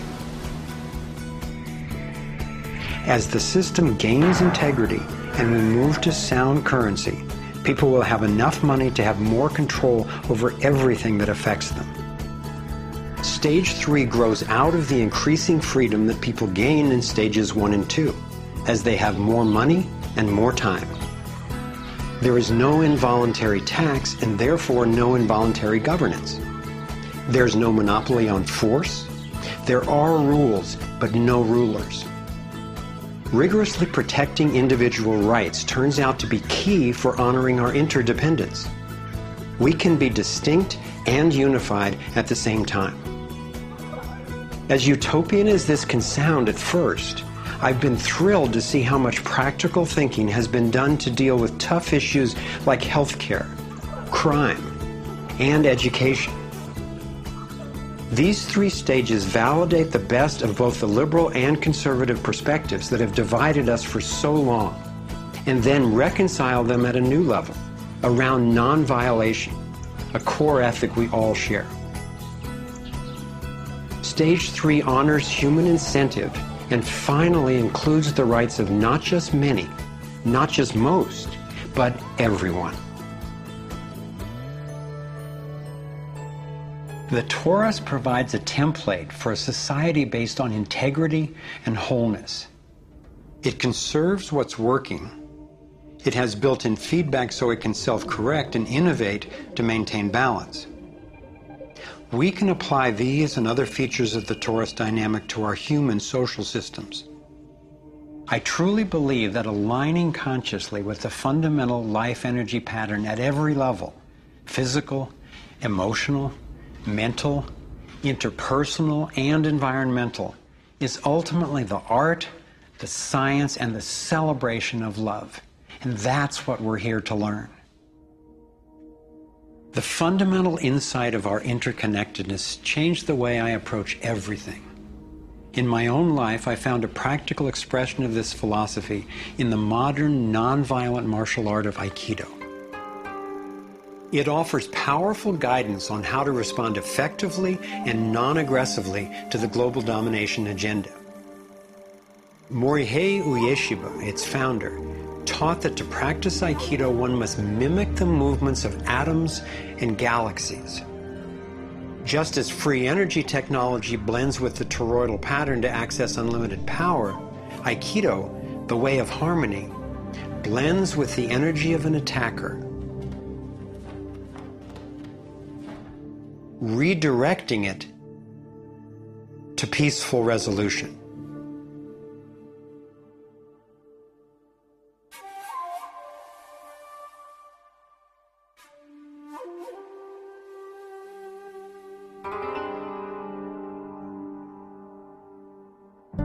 Gandhi and King applied these principles of non-aggressive power at the economic and social levels.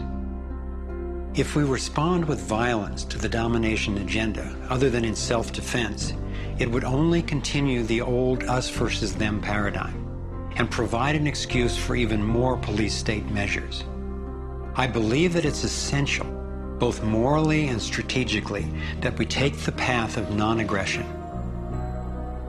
There is another aspect of the torus that has profound implications for how we can respond to the challenges before us. It is the absolute stillness, the 0 point, that lies at the center of each toroidal system. I believe that you and I, as well as every other being, are torus energy fields, centered by stillness and each connected to one another and to the boundless consciousness of a living universe.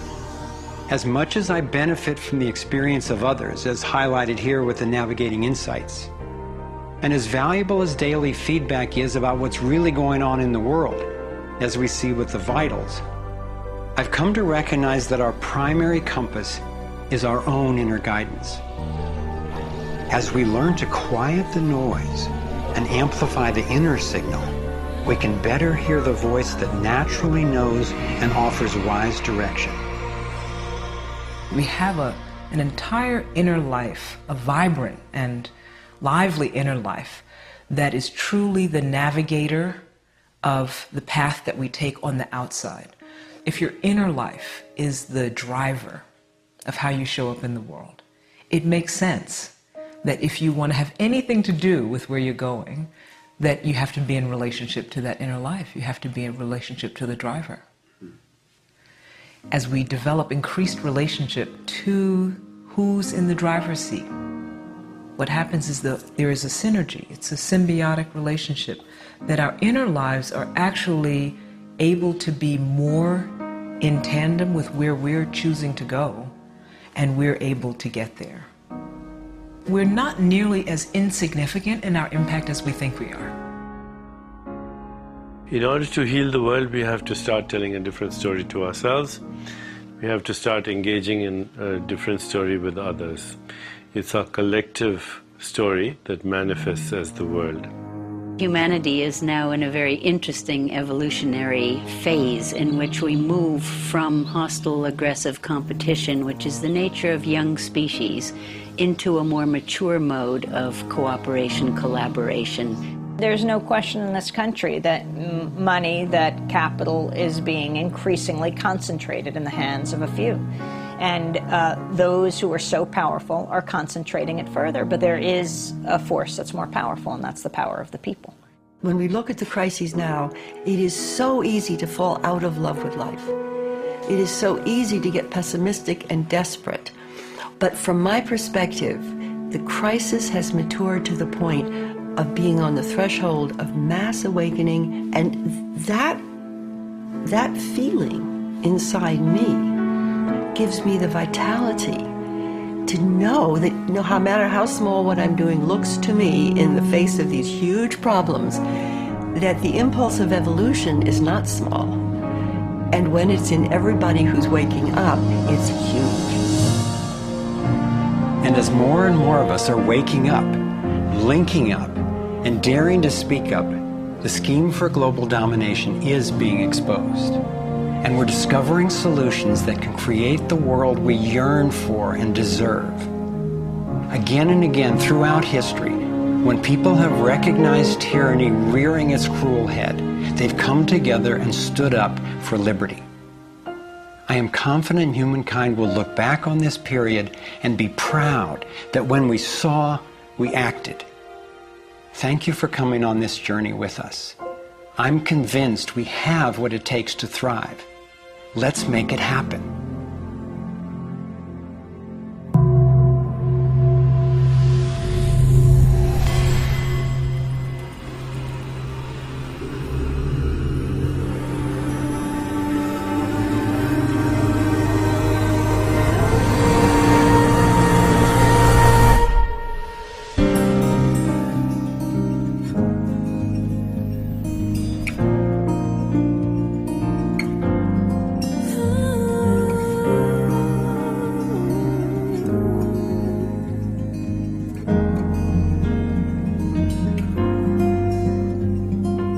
Cycles repeating, the earth is speaking, saying time has come.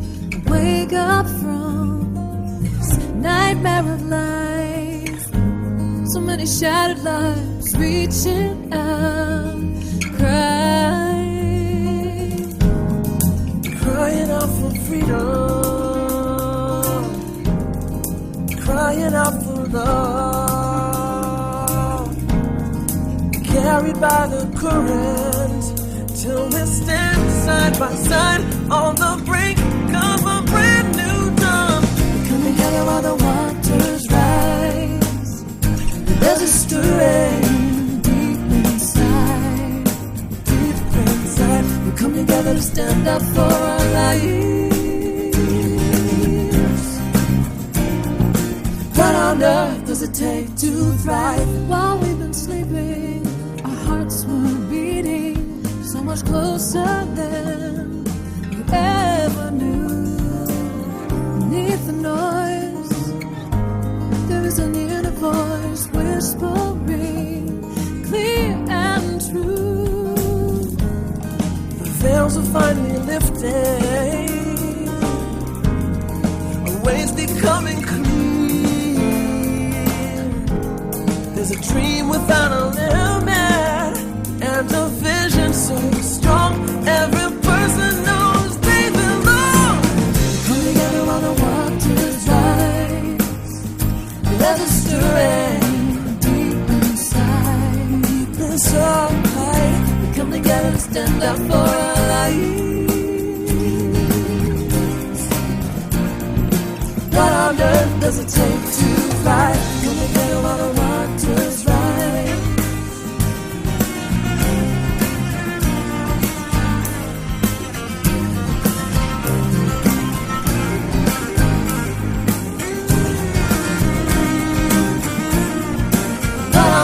Does it take to thrive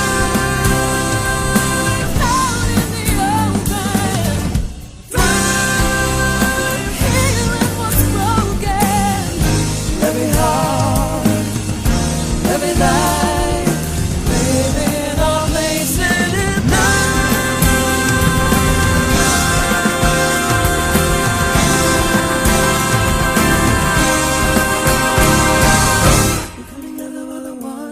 rise. There's a stirring deep inside, deep inside. Come together to stand up for our lives. We all have what it takes to thrive. We come together when the waters rise. There's a stirring deep inside. Deep inside. We come together to stand up for our life. We all have what it takes to thrive. We come together when the waters rise. There's a stirring deep inside. Deep inside. We come together to stand up for our lives. We all have what it takes to thrive. We come together while the waters rise. There's a stirring deep inside. Deep inside. We come together to stand up for our lives. We all have what it takes to thrive. We all have what it takes to thrive. We all have what it takes to thrive.